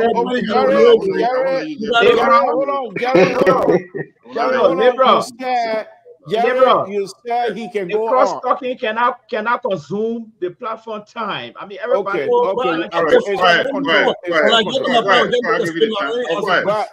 right. No. Let me see. Because the Say, go ahead, make a point, and then we're going to move on. Go ahead. These perpetrators, a lot of them are presumed perpetrators, are living among these people, and they have not been mauled. So what is the guiding thought or evidence out there to suggest that somehow when these people get arrested and taken to court or put in jail, that there will be mob justice against them now? Okay. All right. Okay. Jerry, yeah, 1 second. The question was for you because you were talking about Jerry, 1 second, please. Yes, make it brief so I can go to the other panelists. We quick on to forget. History is on our side all the time. Madam Salif, listen to her. The former president of the Republic of Liberia. She alleged that when she was in prison, that she was sexually abused. The record is out there. If you want me to go by the list, you want to keep going? Yeah, because that was a dictator, a military dictatorship. We don't have that right now in the country. No, I just want to know when people are in custody, are the responsibility of the state. That's right, and I got your point, and I think Jerry's point for those of us that are older and remember they say 1979, these people, the PAR group, were thrown in jail and they were being flogged every morning. Publicly. Were they put in jail for war crimes? Have they been living among people that they have violated before? No, but it's you got to speak from a broad perspective. We're not being specific. But let's leave it. It was not the people that were beating them. It was the government who were retaliating against them. People that they hurt. That's the responsibility of the government to protect the individual. Okay, let's leave that. Let's drop that. We'll come to you. Keep your thought. We'll come to you, and then you can expand on that. Let me go to Terry. Terry, let me come to you. We're almost out of time here because we got to open the line. I think I'm going to go over 30 minutes tonight, I think, because it's a very interesting subject matter. That is, if the panelists agree to stay that long. But let me come to you, Terry. You heard some of the things that the panelists have already stated. But one of the concerns that I have here, I listened to Edwin Snow this afternoon. And it seemed like, of course, these things are emotional. There's no question asked. But Edwin Snow injected some situation in his conversation about signing the document when he made reference to bones of dead people behind the Capitol building. Is this a way of now trying to formulate some sort of argument, defend, whatever you might want to call it, for those who might be called to answer questions, that perhaps they will come in and throw these type of conversation in it? Well, we also heard my own senator from Granjide also saying that Nima people will not allow Crown people to stay in Nima County. Is this, are we ready? Are we ready, seriously ready to have this type of serious conversation, Terry? Well, Pato, you got to understand who talking, who's speaking. You know who Edwin Snow is already. The guy you're talking about, you already know who he is. You understand? And so that alone answers the question. You don't expect Edwin Snow to shoot himself in the leg. Like that, I was listening to James Barney. James Barney happened to be, I think, the former chairman of the NPP. And you know, okay, you know NPP, you know what the source of NPP comes from or come out of. So we are dealing with, this is the reason why we need the War and Economic Crime Court.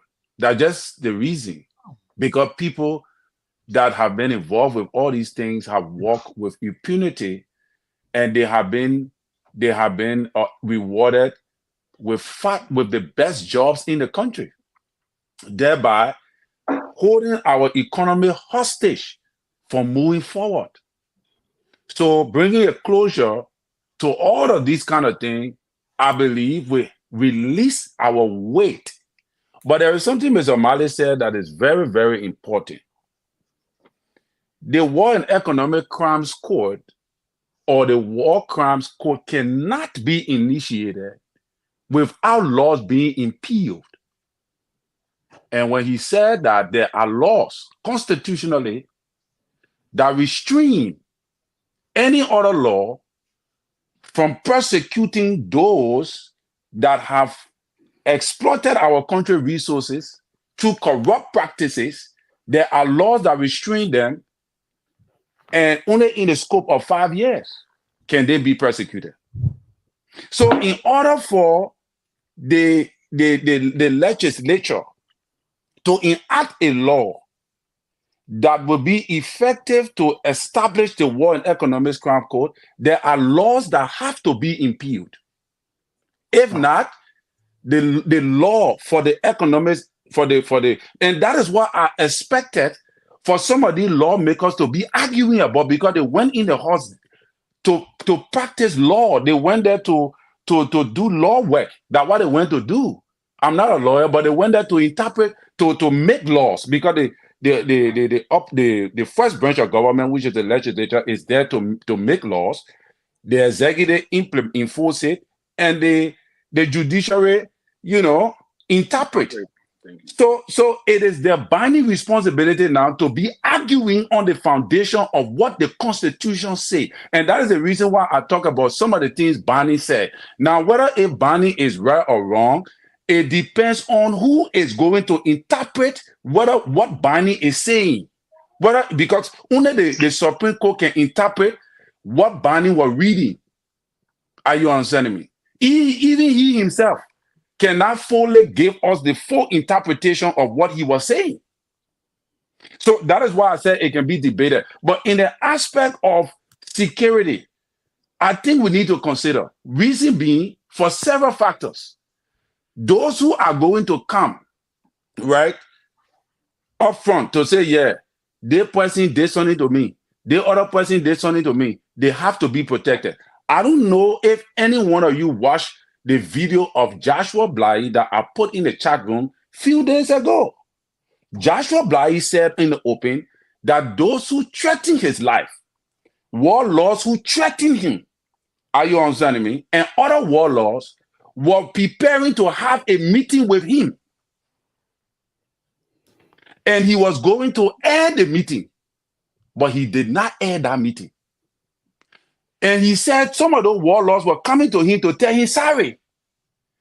So in my view, as a rational thinker and as a free thinker, what are they coming to discuss with him? In my mind, it could be two things. My man, you hear the thing what coming? What are you thinking about it? Many questions arises. Okay. As I'm saying. So we have to consider, because the people that will be reporting some of those warlords, they have to be protected. So are we going to put mechanism into place to protect these people as well? That is a question. I think some of you guys could answer that. Thank you. And one of the things I like about LPR, we all have our own way of giving ourselves title. Mr. So would say him and PhD, they're independent. Here comes Terry tonight, free thinker, giving himself some title here. But anyway, let me go to Mr. So. Then I'll free thinker. That's free thinker. Yeah, I'll let Mali step in. Mr. So, with your conservative view, as we all know it on this platform. Yeah, with your conservative view, as we all know it on this platform. Liberians that you know, first, people who I believe like to argue and pretend to be lawyers, and they will try to do all they can to see their point through. You think this thing, if it's really picked up, are we going to be successful in this? A Liberian prepared to be understanding of each other's feelings? Well, I don't think we're going to incite our own personal feelings into this whole thing. More or less, it's a national issue. So the feelings aspect is nothing that we can ignore. Your feelings and my feelings, they are two different things in the first place. And so they will speak for itself. But with reference to what Terry was saying and other folks here, and I since the point, yeah, look, the law is the law. There we go. So no one is above the law. Be it taboo, I don't know how to call the other one. The law is the law. As long as you still live, people should be answerable to their own doings. I mean, you can't run away with it. You can't run away with it. It is why it is. So, first of all, the Bly, they all knew the stand of then Kennedy Ambassador Joseph Boyka. They were there. They were saying they were not here, same show. They were there, and this man said that this is something. This is part of his campaign commitment, promise that we're going to do it. So I'm quite sure they understood where he was coming from. Well, if they think it was just a play or just a political talk, well, sad to say, this is what they're going to get. But I think we should just embrace, like Mali said, we should embrace the unexpected, the expected. We don't know how this is going to be, how it's going to turn out in terms of the outcome of it. Will we then come out tomorrow, even if they were to bring in international lawyers? As you know, Liberians always like their own way of interpretation in terms of wanting case or something on their side. So if they were to even bring in international lawyers tomorrow and then come out to say, okay, well, the main guy people talk and everybody thinks that he's going to be the one to be conveyed as to say, well, the CEO on the other side say this is not why it is, because we tend to interpret our own laws and come up with these judgment. That's not going to be the case. When it goes before the law, it's no longer a circumstantial. You're going to produce a hardcore evidence. It's not, oh, you don't know, you don't know. I know people will say there are a lot of documentary things out there. It is true. But the interpretations of the law, there's no way that you can retweet it. They will just play by the book. And so I think it's a long route. Beyond 1979, I would say it. There were people who started these uprisings that were, challenging constitutional government that led to civil disobedience, lives, properties, and all of that. So there are a lot of people will be answerable, including the very Moja guys who are within the authority. So this is a quite fascinating one. The very progressive now, who are couple of them are with the Moja on the other side in control of state authority now. It's quite interesting to see how the law is going to play and what will be their own, what are they going to be answerable? What are they going to call them to explain? We're going to wait and see. But I think this is it's going to be we will be on this conversation for quite a while. It's too soon. We want the right thing to happen, but in the process of the right thing taking place, no one should come again and say, "Oh, this is not what we thought. This is not how we want it." It's not about how you want it to be. It will be about how the law sees it and how the law is going to take its course. Let me go to Dr. Mali. Dr. Mali, I know this thing is, like I stated before, it's going to be a little bit difficult for many people to actually have a serious conversation without somehow, and you know how Liberian, how we are when we go to these parties, gathering, we argue about politics and what have you. Do you see this whole thing here to be politics as usual? Or you think this is a very serious matter that most likely will succeed? Well, this is a very serious business. But at least we forget, when Helen Johnson Sirleaf was in power for 12 years, have we asked ourselves, why is it that Ome worked hand in hand with her for 12 years? Because the country was fragile. About the same time, the TRC was still in progress. And the TRC completed its work with a tough recommendation that drew the line between Helen Johnson Sirleaf and those councillors that crafted that document. What did Helen Sirleaf, what did she do?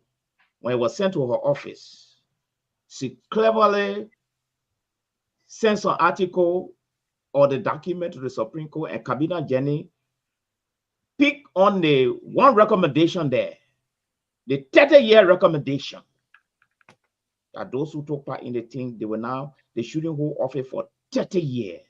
Helen Johnson was affected by that. And what Kabina Jani did, it was struck down that it was unconstitutional. That was the beginning of the death of the TRC document. Since that day up to today, it's still lying somewhere. But let me just backtrack a little bit on the issue of security. Have we asked ourselves, why is it that Prince Johnson was welcomed by his people after all the alleged atrocity? And they elected him. And he came to town. And taxpayer money started paying him, facilitating him, reward him up to today. Have we asked ourselves why? The reason is, the answer is simple. Illiteracy is going to undermine a huge chunk of this process. It's because of illiteracy. Have we asked ourselves, when Prince Johnson came to town for the first time, Charles Taylor came to town for the first time to real life, and people were fighting to see this guy like someone from heaven after all the atrocity. And they started singing the song, "You came apart, you came apart, I will vote for you." BBC were even stung about that. Have we asked ourselves? Illiteracy. So what I'm saying here is that if not play the devil advocate role here, Liberia, Prince Johnson is indicted today, and he retreat in Nima County. You think the Nima people are going to surrender him? You think so? It will not happen. The Nima people are going to barricade him. Not just play the devil advocate role here. People are saying security, all this and that. Even the witness, people will even be scared to give testimony, because what is their security? This thing must be clearly spelled out in this document. And the 12 year would have been the best time for the TRC to really take what you're saying were in our system. Your system is still fragile up to today. Up to today, the culture of impunity has spread like a cancer in our country all over the place. Then we are saying something that has to do with feelings, the issue of security is a by-bench thing. It's not possible. It's not, it had to be addressed. This is the reason why I said I will wait and see the modality of this whole thing, and especially the security aspect. Because if anything being put into place now, and Prince Johnson, they say, oh, Prince Johnson gone to Nima County now. He waiting, he's indicted, he can't come. And do you know the uproar going to be in our country there? People start panicking. It becomes a different story. We know what we're talking about. I survived this war. I know what I'm talking about. You see?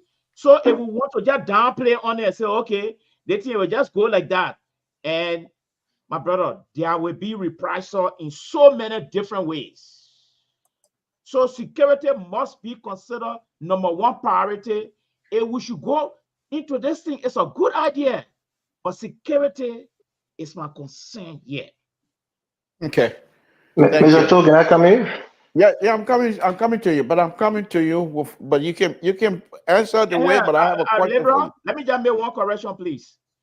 The Anti-Corruption Commission, even the guy that heading the recovery team right now, he spoke about Clyde Martin.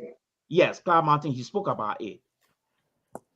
There were amendments made to that Anti-Corruption Commission, and they flew in what I call the 5-year cap on corruption. Is there. And that's going to tie Joseph Boakai hand if it is not reformed. So I want to come in for. I don't know how that's going to work hand in hand with the huge corruption aspect of the war crime thing. I don't know how it's going to work. Maybe someone can educate me on that. Yeah, I want to come. Thank you. But Evan, let me come to you. You can answer it or move on to something else. That's fine. Yeah, I want to answer it. Hold on. President, we are sharing. President, we had the opportunity to shine, just like President Boakai is shining right now. Do you have any regret? Yes, I have regrets. I've stated it publicly before, but let me get to it before I lose my train of thought. Yeah. To Terry and Mr. Malik point about, the laws that's currently on the books having to be first repealed before we can go forward with this court. I will respectfully say no, that's not how it works. This court would be a special court, and the legislature have a special power to establish special court in Liberia that is outside of the normal jurisdiction of the Liberian legal system. No way. So you don't have to go through the same path you go through as it is currently constituted. That's why I keep trying to get to this point. So your 5 years thing, this one, that one, it doesn't cover that. Once they establish the scope of this court, you go by the scope that the legislature and the executive branch establish, because the legislature is an indirect representation of the Liberian people. So if they establish this court, is at the acquiescence of the entire nation. So thereby, your constitution or the jurisdiction, the jurisprudence in the country is put aside, and this special court is the legal framework in which you will prosecute these people. So that's the point. You don't have to repeal any laws because this is a special court that's set aside from your normal court system. So that's one thing. Another thing Mr. Malik said Can I was, ask him a question, Mr. Just let him finish. Go ahead. another thing Mr. Malik said, and some people may not know this, but I'm from Grand Jude County. I have in-laws from Nima County. When you ask the question, why did people elect Prince Johnson? Let's say the quiet part out loud. We don't want to start any confusion. But it was a finger in the eye from the people from Grand Jude. If you understand the history between Nima and Grand Jude, you understand the tribal wars that we fought. It's like a friendship between the people of Nima and Grand Jude. So it was a finger in the eye to the people from Grand Jude that they will hoist Prince Johnson up in their face, and there's nothing they can do about it. So when you ask that question, that's why. It's not only because of them trying to protect him. And second of all, if Nima tries to, stop Prince Johnson from going to the War Crimes Court, the Republic will see it. The entire nation will be against it. Just how most of the country were against Dole, when what happened during the thing we're doing Kumba, what happened? The entire nation will be against Nima County for stopping Prince Johnson from getting justice. So a lot of smart people there will not do that same thing. They will not repeat a Thomas Kumba, situation. And lastly, let me say this. I want to see some commemoration, especially when it comes to the chief that was killed in Grand Crew County. I think it was in Sando County. Those, I think 72 or 74 chiefs that was killed. Of course, we can't bring the people who perpetrated those crimes to justice, but we have to acknowledge it publicly. President Boyka has to acknowledge it. If you have to go to Sando or Grand Crew, whichever one of the counties happening to make a memorial, something similar that President Guiak did with the PHP pipe, you must go there and do that. That's important for some of us who come from that region. We still carry that hurt today. It must be brought to the national spotlight, and sympathies and apologies must be given to the people from that specific county and that specific region. So I just want to say that I hope it will be part of this whole process. Thank you, Mr. Tu. Thank you, guys. Again, Samson told Liberia Public, the number is out there, folks. If you care to call 916-533-2048, and we'll have the conversation, but make it brief here as well. So I think this particular conversation here is something that is going to be ongoing, I believe. So the panelists, I will hope that if we meet tomorrow or even Thursday, that we'll have some more information in depth, not in depth, but at least some type of reading on, so that we will be able to contribute effectively. There are a few, Walter Carter, just hold on 1 minute, sir. So I have written down some things that implementation, information, effect on the community, enforce the court order, all of those things. But for me, if we go into those type of conversation, we will be speculating. And so I'm asking that we try our best to be able to have a clear. I think if we go, because I have not been able to have my hand on the resolution itself.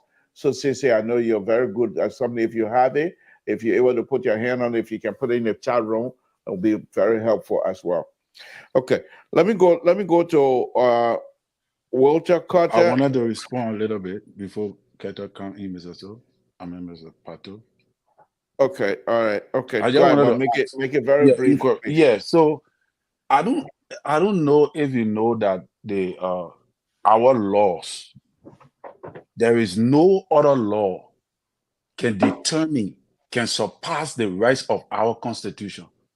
According to the constitution, there is no law. That's The the organic Supreme law. Court, That's the yes, organic law. No, the legislature have an ability to set up special courts. give Go it read it. now. Evis, There was a single way we let suspend him our law talk. from Nigerian men to be chief of staff. Guys, let him talk. Yeah, Let him go talk. That is the reason why. Hold on, Terry. Now, we've been having a wonderful show all evening. Let him talk. And then if you have any response, we will recognize you and you'll be able to do that. Please let us don't try to talk over each other, because then we'll be reducing this wonderful conversation to a tabata. Leave the tabata to me. Let me take care of that. Go ahead, Terry. Yeah, so that is the reason why you see like the issue of Kabina Jane cannot hold, wherein he went to the ECOWAS court and the ECOWAS court said the people should do this, our court should do this, blah, blah, blah. Our court or our government can choose not to adhere to the ECOWAS court because the decision have already been taken.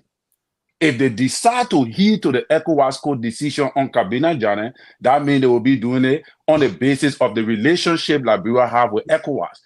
All right, but there is no other law besides our organic law that have the right to impede our law to be able Terry, to. Let me stop you a little bit now.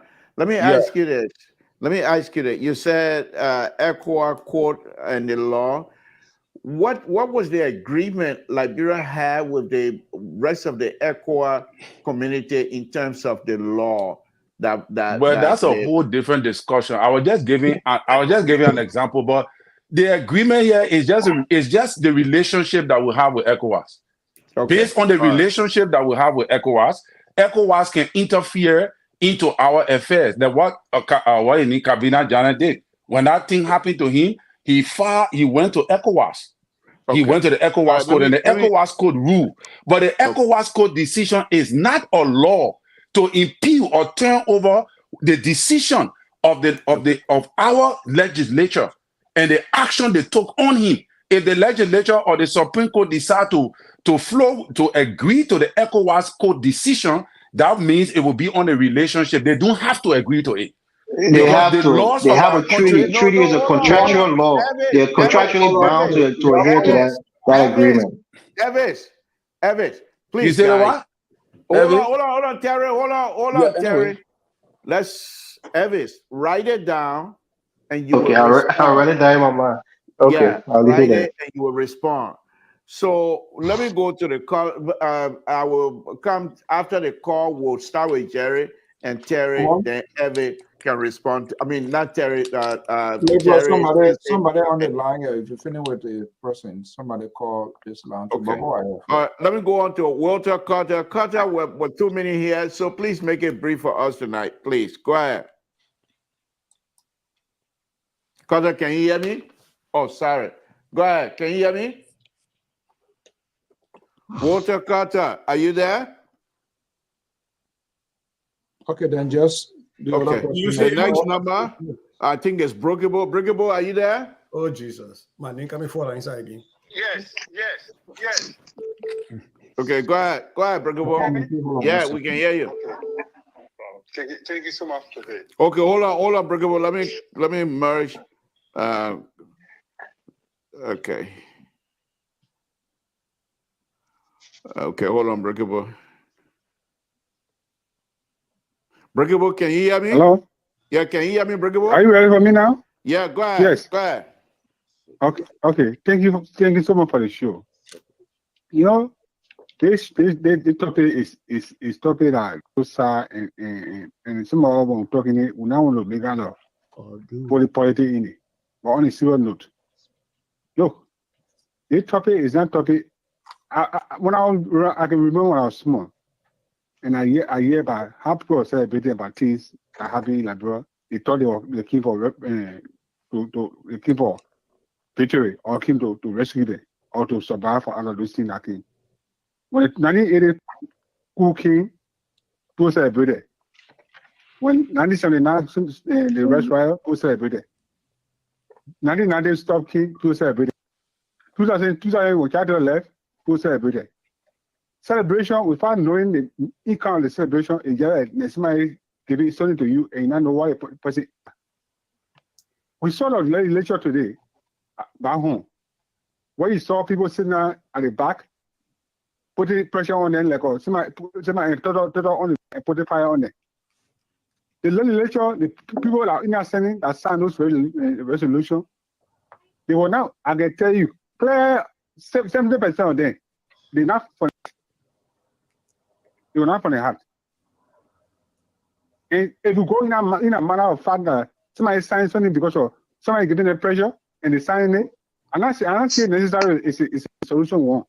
I watch a clip and I listen. Breakable. Yeah. But we got PhD, WD, everybody all of it. You can't do this to us. you can't come out here and read and try to say that you're reading the people's mind. The people don't do this. The people trying to Can I learn? Can I learn, please? You listen. I told you already. I sorry, but you must. Let me take provocative war. You must psychologist. When somebody is speaking, you look for a voice and their face. Listen. When somebody speaks, you look for a voice and a face. That's the physical expression. And are you the one the last time you said you can tell somebody how old they are, but just how old they are, but what it sound, yeah. I tell you, even let me take my man are talking. I can tell you how old is he. How old am I, Brigable? No, let me just lay on the point. Okay. Maybe I won't forget now. Look, I watch a clip and in fast room talking about when war in Liberia and how they left on Liberia and they want to go back to a dying. They were not think my two dying, they were think about like the rubber they had on the rubber band and they had a rubber damaging and they went back. All those stories. Okay. How they went back when the war in that country? How did they went back? When the agreement is signed with Charter, how they went back? Okay, hold on. Talk about war crackle and then like taking one person playing jail. If you not come to conclusion and you do this thing, someone be heard. The peace war. It must be peace that poor other by accept it. Thank you. Yeah. Thank you. Thank you. Okay. Mr. So can you monitor the comment section and see if there are certain people here that don't belong with our conversation tonight? If you don't mind, to take them out. Yeah, Mr. So, how you doing? Thank you. Let me hold on. There's another Mr. Cooper. Let me see. Walter Carter, are you there? Mr. Toa, take the other people. I'll be waiting for you. Okay. All right. Go ahead, Cooper. Go ahead. We're on the line here for long too. Before Mr. Toa, how you doing? Okay. Thank you. Go ahead. Who go ahead? Our brother Terry said something concerning the Equaco. Kabila Janet did not go to Equaco because Liberia couldn't detain him. He went to Equaco because of his human right. Equaco Liberia is a member of that human right Equaco. So he went there that because his right was abused. That was one of the reasons. And the second thing I hear is this. You see, our politicians, they are very clever enough. Why they are only saying that the war crime should be international, but the economic crime should be the local. So if people have been stealing from the time the drug got independent, because they are saying from 1979 up to this time, then that would be from 1979. What are they not giving the international court also to judge the people for the economic crime code? And they are saying that the economic court should be a local court, it shouldn't be done by the international community. And the third thing that the court is the UN BICO. According to the document, they say UN BICO. So if the court, you think UN will get on the court in Liberia without provide security? They will provide security. So people will not be afraid. They ask for Nima. As people will say now here, continue to say, oh, prisoner will go Nima, they do that. What about the Nima, the prisoner will go down there and Nima will go to support him? Okay. Prince Joseph vote I been getting it on the girls side, not from the man side. Okay. And the man of you not support even Prince Joseph born. Listen, let me end this. Prince Joseph born. Prince Joseph didn't have a kitchen there because you don't have a good rapport with people. This is why he and representative folk I can lay out one and another because he executed all the editor in our area. So who Prince Joseph like backing? Prince Joseph now defend us. They did it together for them to get their own riches through the block of the Liberian people. So nobody should say that Prince Joseph will go in Nima. I don't see the part of Nima Prince Joseph will go send out there to create a day. Thank you, Mr. To. Thank you. Okay. Mr. So, go ahead. Who's on your line? Thank you so much for being patient here. But let's hear you. I know you've been listening to a lot of opinions and views. Let's hear you. Yeah, all great opinions, and you guys are doing great. Liberia, first of all, we don't know about the war crime code, or we don't know about the war crime per se. 1950 conventions. The war crime was drafted in 1949, became law 1951. And the title is Geneva Accord, Conventions Against Torture. It said war itself is not a bad thing, it's not a crime. But the law of the war must be observed. If individual or group of people are oppressed by the systems or their government, they have the right to redeem themselves. They have self-redeem law within that law. All right. Those that have to be prosecuted for crime against humanity and war crime are those in three different categories. The authoritative figure, Mr. Taylor, Mr. Koroma, Mr. Johnson, and Mr. Johnson, Mr. Bully. So these are authoritative figures. Because the conventions agree that these authoritative figures has the ability to redirect the movement of their troops. And the second group of people are those in command structures. The chief of staff, the commanding general, the battalion commander, the commander of the forces, regardless of the rank. These are the people who were present when the alleged persecution or crimes was taking place. And they also have the ability to control the movement of their troops. And then the third group of people are people who themselves participated in the alleged crime, regardless of the rank in that position. So if you go by international standard, they have to follow these procedures. But I don't think they are going to go by the international standard. In Liberia, we play something called politics of personal destruction. You find it in Liberia, not many parts of Africa. We, for example, we celebrated the coming of Dole, but less than 2 to 3 years, by 1983, we all turned against Dole. That's a politics of personal destruction. You see the Moja group in 1960 to 1970, they were together. But if one of them succeeds of becoming permanent, the all other will turn against that person. People like Baka Mati, Tipo Tel, Emma Sawyer. So they were not popular anymore. So these are the things.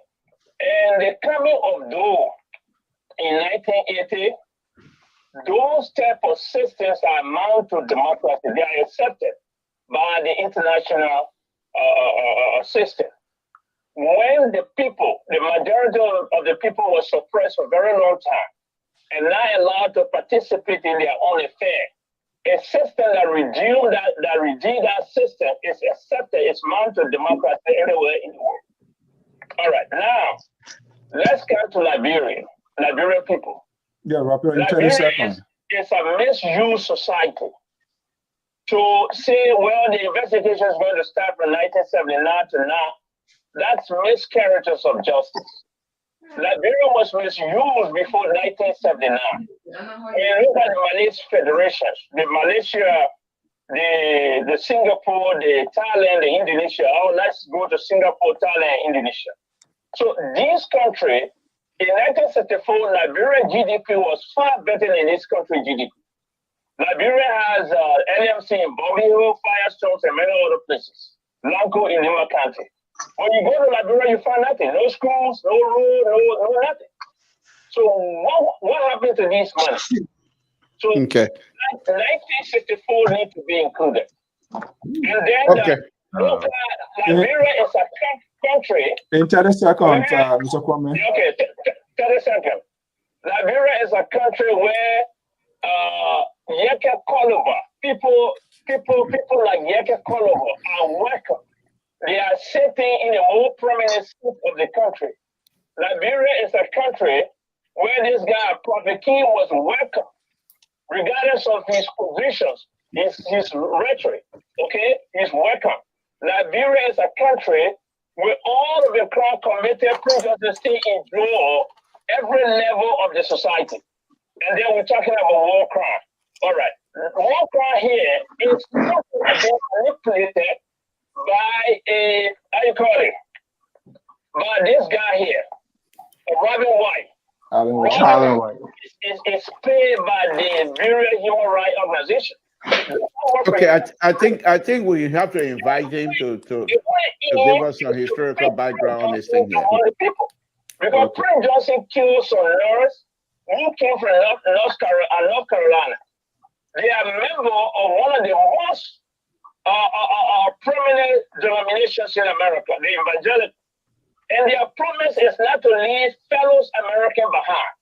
These are the politics behind war crime. So they have done everything to get American government involved.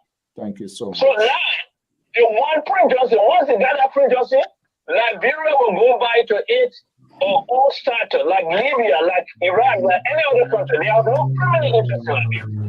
So they are not to America. Okay. Gentlemen, thank you, Mr. So. Thank you so much. Thank you. Thank you.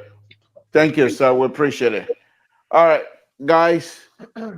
Thank you. We only have about 5-10 more minutes the most. So we're going to be closing. Mr. Two, can I say something for you, Okay. But make it brief, Walter, please. That's it. Yeah, thank you. Great conversation. Yeah, when it comes to our peace and the war concern, my only concern is I saw Alan sitting in the parliament.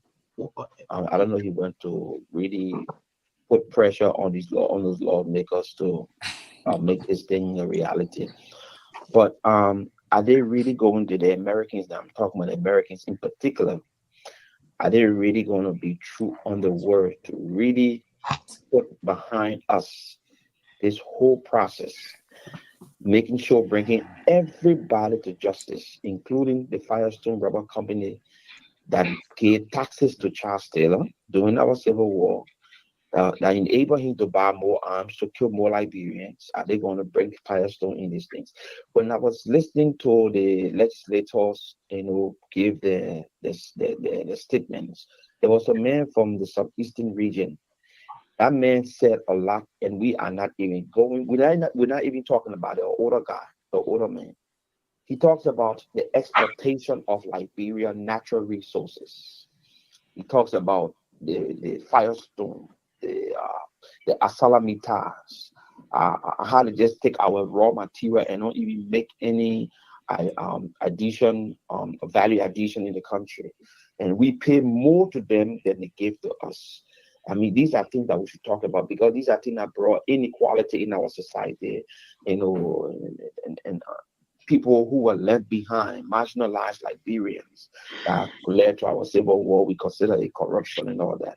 So are they going to really tackle all these things? Our law were on the world market that was like cheap, because we supplied France with a lot of law, and it was coming from Greater Liberia under the control of Charles Taylor. Is France going to be included so they can make reparation? According to one of my panelists on the thing was about reparation. So these are things that we should look at. Not only people that fought war and killed other people, but people that facilitated, buying arms and giving money, and because of businesses that they wanted to, continue moving the country, they were able to help rebels to. So Carter, that will be the next subject. because right now we don't have a clear handle on all of the resolution point yet. So if you have access to it, read it and join us tomorrow or join us on Thursday as well. All right. Thank you so much. Yeah, Well, thank you very much. We really appreciate it. I will really hope that conversation like this, because you have a very important point to make. So something like this, I will hope that you'll be able to find time to join us so your contribution can be really felt here on this platform. But thank you very much. Yeah. Thank you. Again, folks, Samson to Liberia Pub Radio. We're here this evening. I'm here with Mr. Soul, Jerry, Sissy, Terry, Evers, Samson to, Dr. Jones is here as well. Wow. Okay, guys, let's go ahead and wrap it up.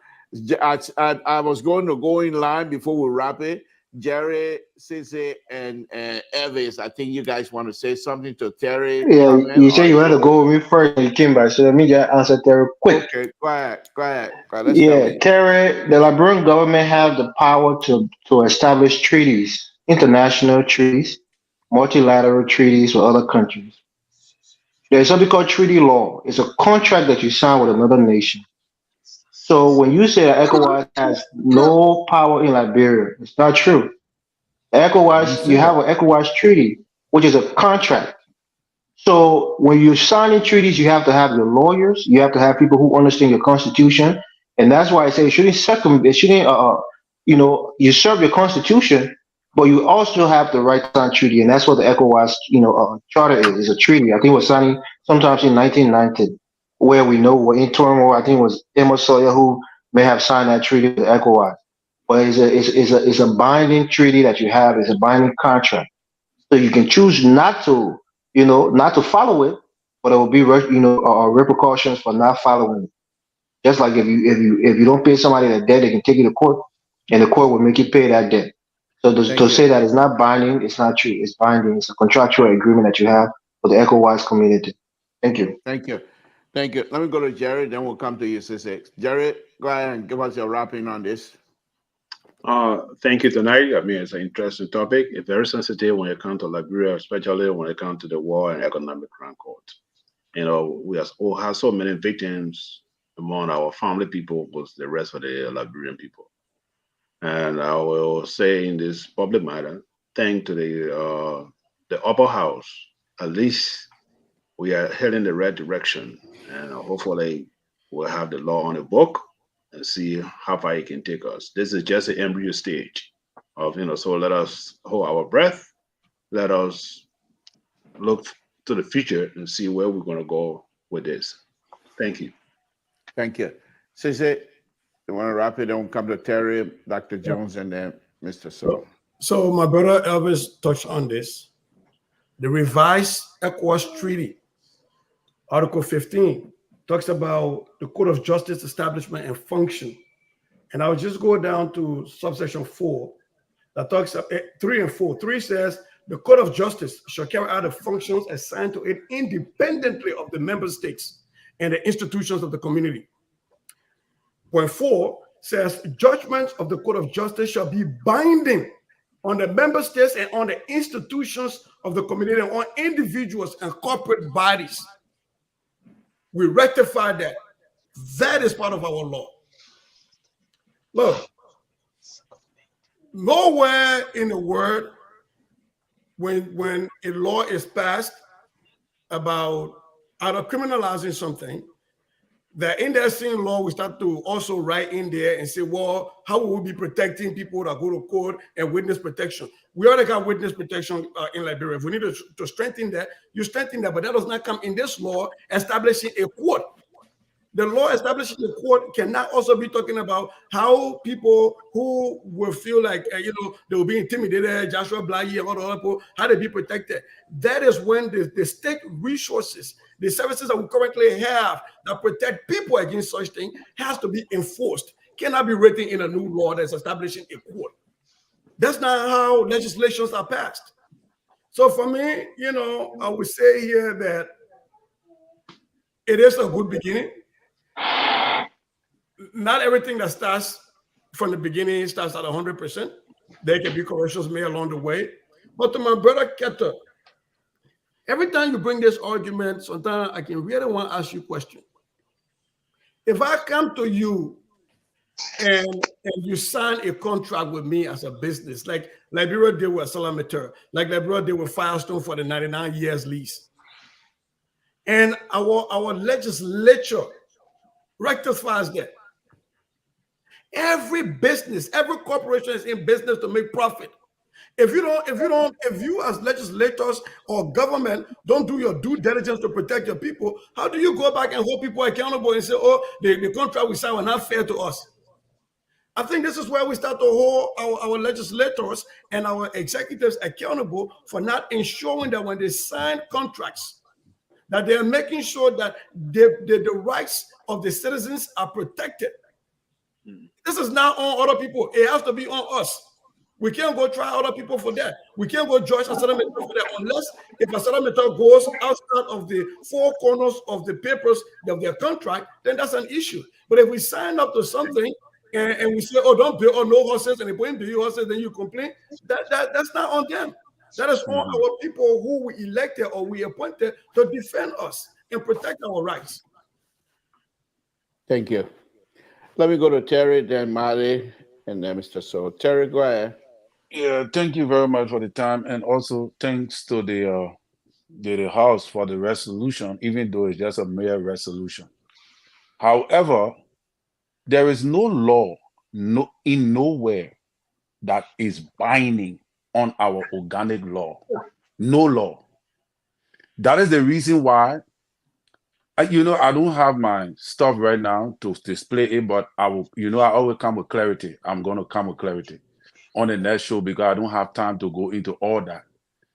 But according to our Constitution, there is no law that's supposed to be binding on on a decision made by our legislature in agreement with our Supreme Court. There is no law. The only thing they can do, like what the ECOWAS code is doing, is recommending. They are recommending. That what they said. You either restore the man back to his position, or you settle him for the time, for his tenure, for the position. You either settle him, Kabina Jana, now I'm talking about Kabina Jana. You either settle him for the time he should have been on the bench for, or you restore him back to his position. That was the recommendation from ECOWAS Code. And that recommendation was not adhered to because it was a decision made by our legislature. So the only thing that can happen is the new 55th legislature can revisit the decision that was made by the 54th legislature. But they cannot act on the recommendation if they don't want to. It remains a law. It's binding on Kabina Jana for now. Okay. And nothing ECOWAS is able to do. To the other issue, it is very, very important also for us to realize, Evis, that the organic law of our state, you cannot pass it. If you want to do or economic criminal code, blah, blah, blah, you have to impede the law that says that you cannot go 5 years. You have to impede that law before you can implement any other law that is going to go beyond 5 years. No, Evis, please. I'm speaking for. I know it's good for you to correct me. I like that. Evis, let him go. I accept it.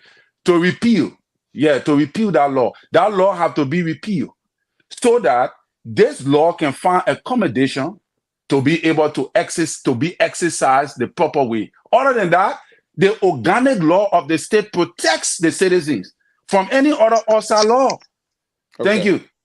Thank you. My supervisor not sure. I gotta go. Good night, everybody. Okay. Say we'll see you. Good night. Yeah. So Dr. Mali, let me hit a button before. Yes. I'm sorry that the veteran panelist had just taken her exit. But he's listening. Yes. the viewer are viewing and the listener are listening. And this is a challenge to Elvis and Sissy.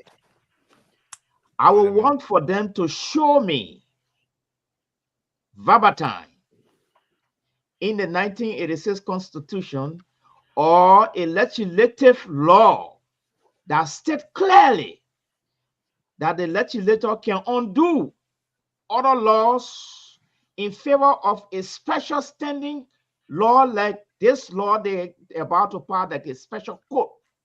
We're all repealing previous law that undermines a portion of what they are saying.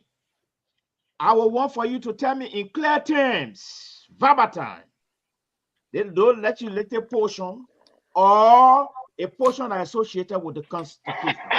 My AIT, will you Yes. and your No. business? I want to be educated. That one. Two,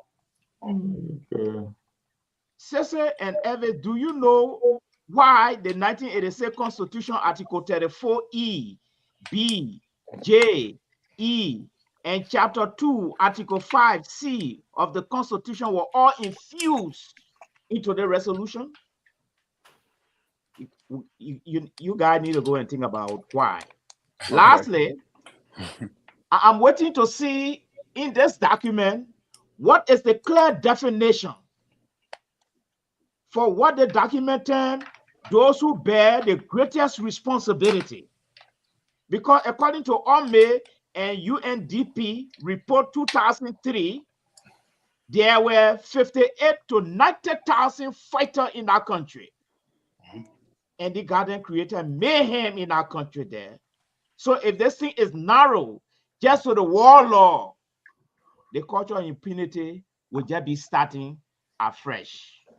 Lastly, the international community will only send money to the process if the Liberian government agree with the international community to enforce retributive justice, because they want for people to be punished. And now, oh, sorry. If that sorry, Bene, the Uncle Sam will not put money in this thing. Thank you. Okay. Mr. So, yeah, you got something to say? Yeah, I gotta go. So I'm happy. You ate the crow. You started eating the crow from the beginning. Oh, Libra to the end. So you are looking for some sort of redemption here this night. But solid, while we were talking this thing, it looked like I don't know. You were quickly to really get ahead of your shadow, but unfortunately, you were intercepted by the radar.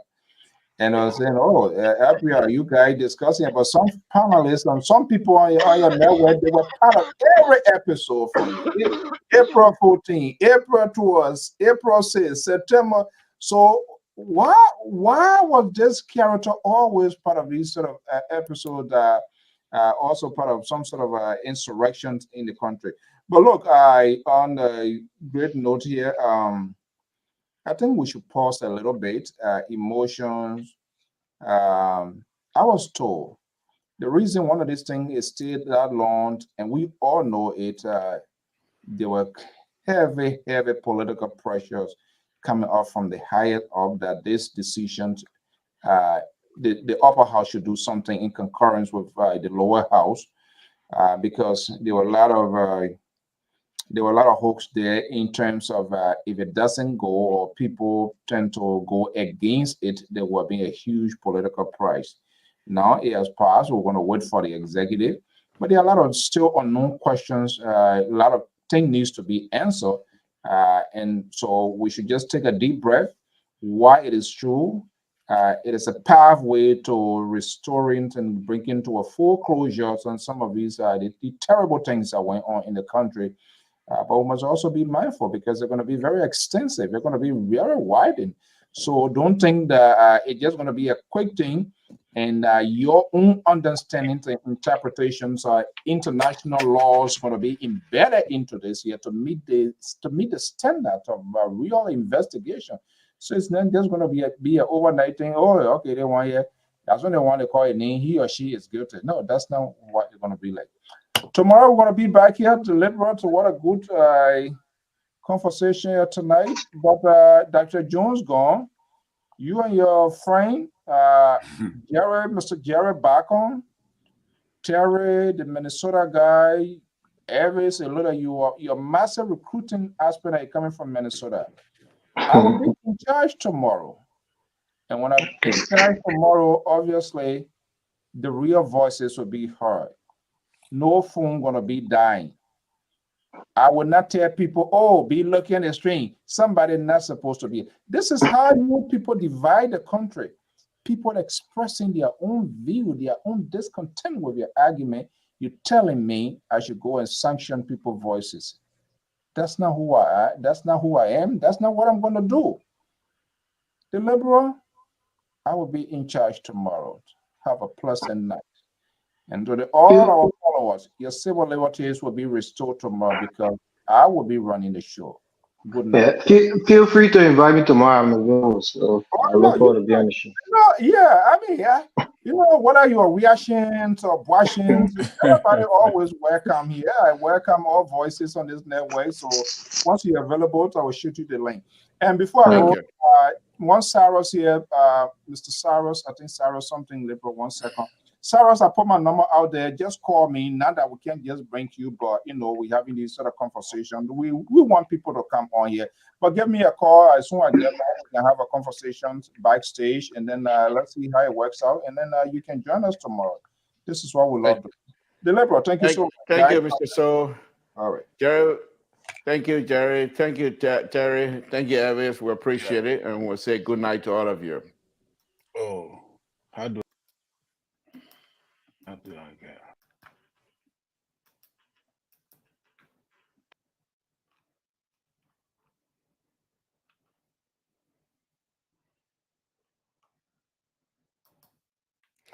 Okay, folks, Samson to Liberal Public Radio. I want to thank all of you again. It's a wonderful, wonderful thing to have you here tonight. It's a special, special, special program tonight. I thought we did a wonderful job of trying to stay on the topic, and we thank God for the understanding.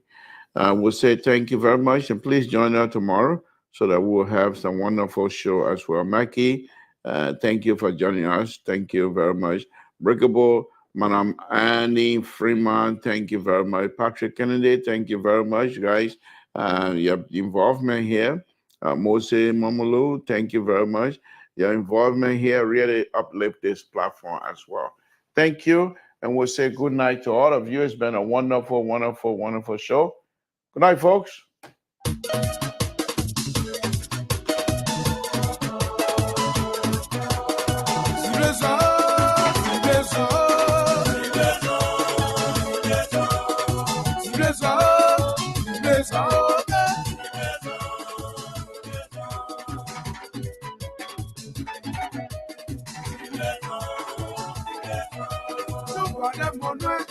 Madame,